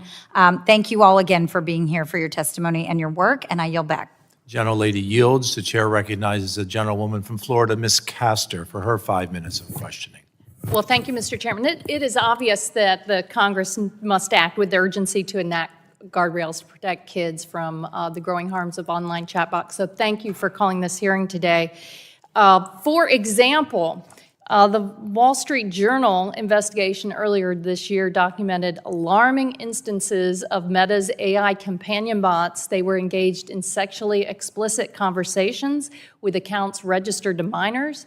And even more disturbing, the investigation found that some bots continued these inappropriate interactions while acknowledging that the user was underage, with some bots even incorporating the minor's age into sexual scenarios and discussing ways to avoid parental detection. And I'm afraid that Congress's failure to update children's online privacy protection laws and whether you like COSA or not, the design features, I think that has emboldened the big tech companies to go farther. I'm going to offer this letter into the record. We haven't received a response from Mr. Zuckerberg and Meta yet to our letter. But I wonder if the one existing law, the Children's Online Privacy Protection Act, provides at least some of those guardrails that we can begin to work together on to establish a law, a regulation. So, Dr. King, the COPPA says that you cannot gather, share, or monetize children's data, and they set the age of 13, without verifiable parental consent. Is that an important guardrail for us to focus on when we're talking about chatbots? It is, but I think that there is also concern about children over 13. Right, using and these in fact, this committee has worked on a bipartisan bill to update COPPA to take it to age 16. Do you all have an opinion on an appropriate age for us to focus on when we're talking about chatbots? When is the brain developed in a teenager enough? At least as a psychiatrist looking at brain development, we certainly know that 13 is too young, the brain is changing. You could argue that 16 may be too young, it's better than 13. It could be closer up to 17 or 18. I think the higher would be the better. I'll also say I realize it may be hard to get legislation out, but there may be things that Congress can support without making a definitive rule. There's not great sources of education in digital literacy for young people about what these chatbots are that's neutral, that's trusted and educated. There could be resources to put that out there. And then how about under COPPA, parents can review the data that has been collected, they can have it deleted, and they can revoke consent for that data. Would you support that as kind of one of these guardrails? Dr. King? I would, although I will say as the parent of a 12-year-old that I have found it rather difficult to be able to review such data myself. Dr. Ray? I also have concerns about whether or not once the data is already maybe used as training, how can you actually delete it in these models? Because I don't know that that's as possible as we think it is. How about one of the guardrails in COPPA is that the companies are required to minimize, use the least amount of data, that they're not allowed to collect data that's not related to the discussion. Would that be an important guardrail? Dr. Wayne? Thank you for that question. Yes, I think minimization is very helpful. Dr. King? Absolutely. I mean, I think one of the biggest concerns, again, is that as you reveal more personal information through disclosure with chatbots, that data for older children especially could be commercialized later down the line and, remain with them as they grow older and older.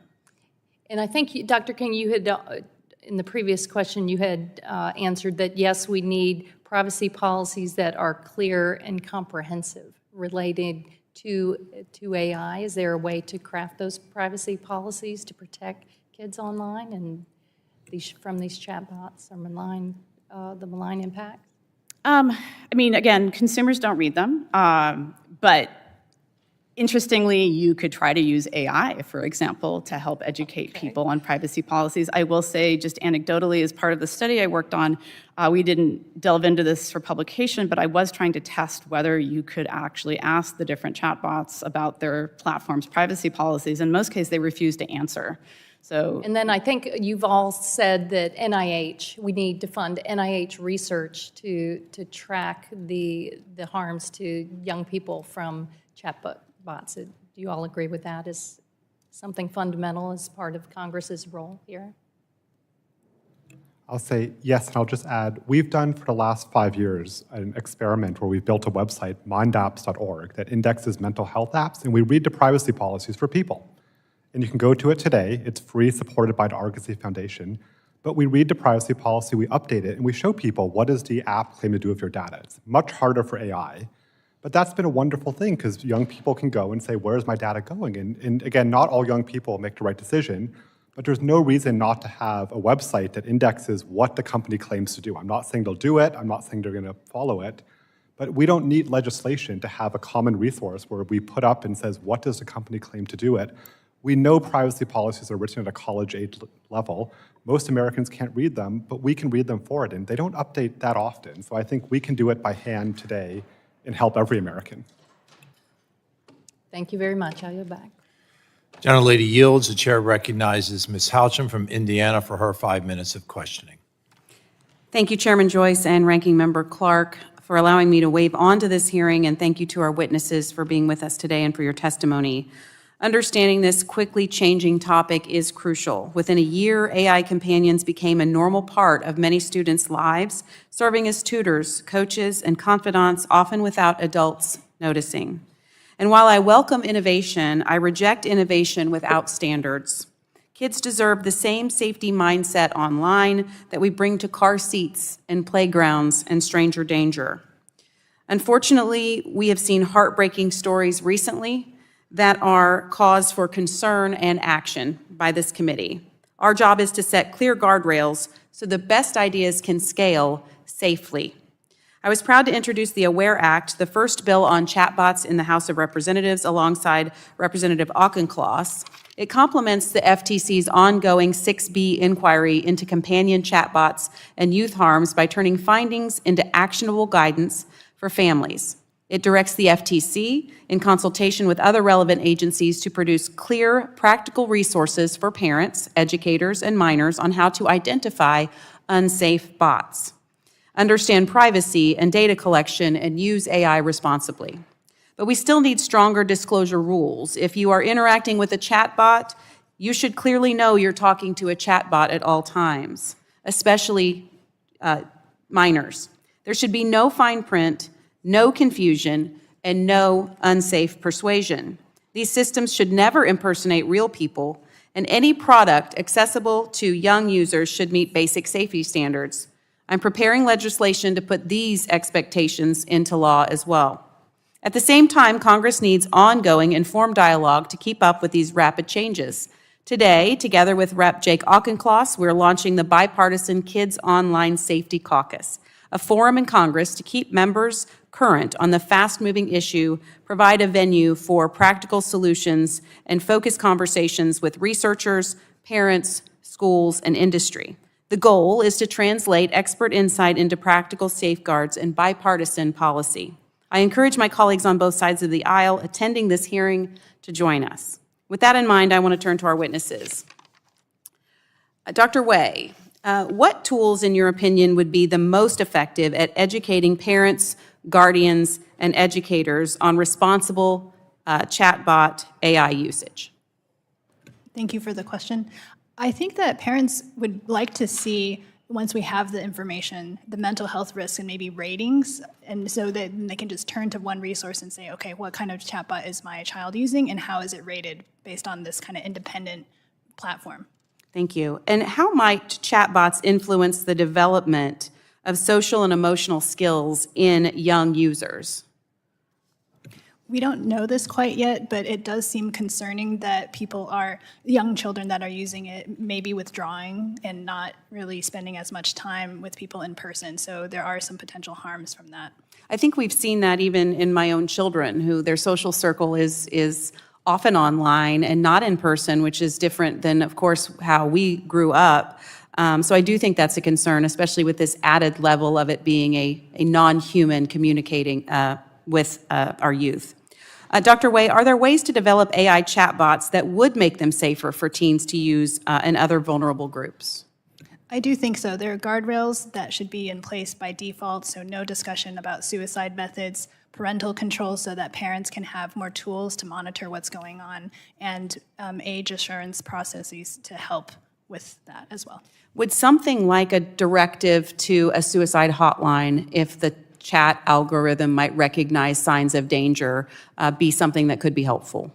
Yes, at minimum, and having it really easily accessible in very timely fashion. And some have also argued that perhaps the higher risk ones actually have human intervention and escalation so that it's not just up to the user to click on that button.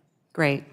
Thank you. In closing, innovation can only succeed when families have confidence in the tools their kids are using. We can support American innovation and still put common sense guardrails in place to protect children. That means relying on proof instead of promises and making sure through our guardrails that parents, not platforms, are in control. Thank you, Mr. Chairman, and I yield back. Gentlelady yields. The chair now recognizes the gentlewoman from Washington, Dr. Schreier, for her 5 minutes of questioning. Thank you, Mr. Chairman, and thank you to our witnesses today. This has been such an interesting discussion. I was intrigued by your comment, Dr. Torous, and I wrote it down here. Americans are part of a grand experiment. And I've been saying that for a while, not necessarily about chatbots and AI, but just about social media. I'm a pediatrician. I'm also the mom of a teenager. And so I have been watching this from around 2007 to now, and what has happened with the skyrocketing use of screens and little ones, and then social media, and then impaired social skills, and earlier and more eating disorders, depression, anxiety, fear of missing out. Kids go off to college, they fall apart because they think everybody else is having a great time. And it's really been so destructive for kids. And so now we're talking about this on steroids. So now this depressed college student is going to turn to a chatbot for counseling. And as you said, maybe, I mean, none of them are FDA approved anyway, but this could be just a regular old ChatGPT. And we're hearing that like a third of the people who use chatbots find those conversations more satisfying than a real life conversation. And that's super scary. And then I try to, or companies try to reassure me by telling me, don't worry, every hour we're gonna post that I'm not a real person, I'm a chatbot. Don't worry, if any of these keywords come up, we're gonna say call 988. And I just think, what world are we living in? A kid is talking with somebody who they feel really comfortable with, and they're getting great interaction and trust with, and then they're going to call somebody they don't know on 988. And I just find this so worrisome. So as our kids retreat into their bedrooms, I'm not speaking about my kid, as kids in general retreat into their bedrooms, go into their online worlds, fail to build up the nerve to approach a new person for fear of rejection. What do you propose to get out of this cycle where it is so easy to play video games, talk with your friends, talk with imaginary friends, just in your own bedroom? You look ready, Dr. Torous. There's not going to be an easy answer, as you said, but I think we've seen people, again, so excited about chatbots and kind of putting these mythical abilities. As you said, Dr. Cortez, it's people think too much of them. We need to then have Congress support the opposite agenda, and that we show people that they're fallible, that they can make mistakes. We put research standards. We need to make sure that the discussion is balanced. And right now, we don't have a balanced discussion in America about these chatbots, especially their mental health potential. We, again, have research, and I'll credit to companies for doing it, but we don't have the NIH having the resources to do the research that we need. We don't have that transparency. So I think we have to, again, empower there to be two sides. And it's America. People can make a choice. But right now, I don't think people are making an informed choice, and I don't think parents can make an informed choice, because where do you go for trusted information? We don't know today. That's a great point. Where you go for trusted information, you don't know, because we don't have a CDC that we can necessarily rely on now, because things are being censored. NIH research will take time. We're in the middle of the grand experiment right now. I come back to parents and the kids themselves probably need to just rebel to this takeover of their lives. But parents are also addicted to their devices, and I think this is also corrupting just what happens at the kitchen table in a lot of homes. And I guess what I want to say is, I'm very worried and empathetic about this next generation, and what I'm hearing for solutions, age verification, doesn't make me comfortable. Recognizing suicidal ideation doesn't seem like it could come out with your example, Dr. Wei, about what are the tallest bridges, which is not technically asking about suicide, so an algorithm might not pick that up. So I guess I'll use my remaining 23 seconds to speak to parents and kids out there to be very cautious, and that these are not real people and they're not trustworthy, and that we should all be seeking out real relationships in our lives and real relationships with our parents at a time when we're seeing fewer and fewer real-life relationships. Thank you. I appreciate your comments today. Yield back. The gentlelady yields. The chair now recognizes the gentlelady from New York, Ms. Ocasio-Cortez. Thank you, Mr. Chair. I'd like to seek unanimous consent to submit a letter penned by several members of the committee to Mr. Zuckerberg. Without objection, so ordered. Thank you.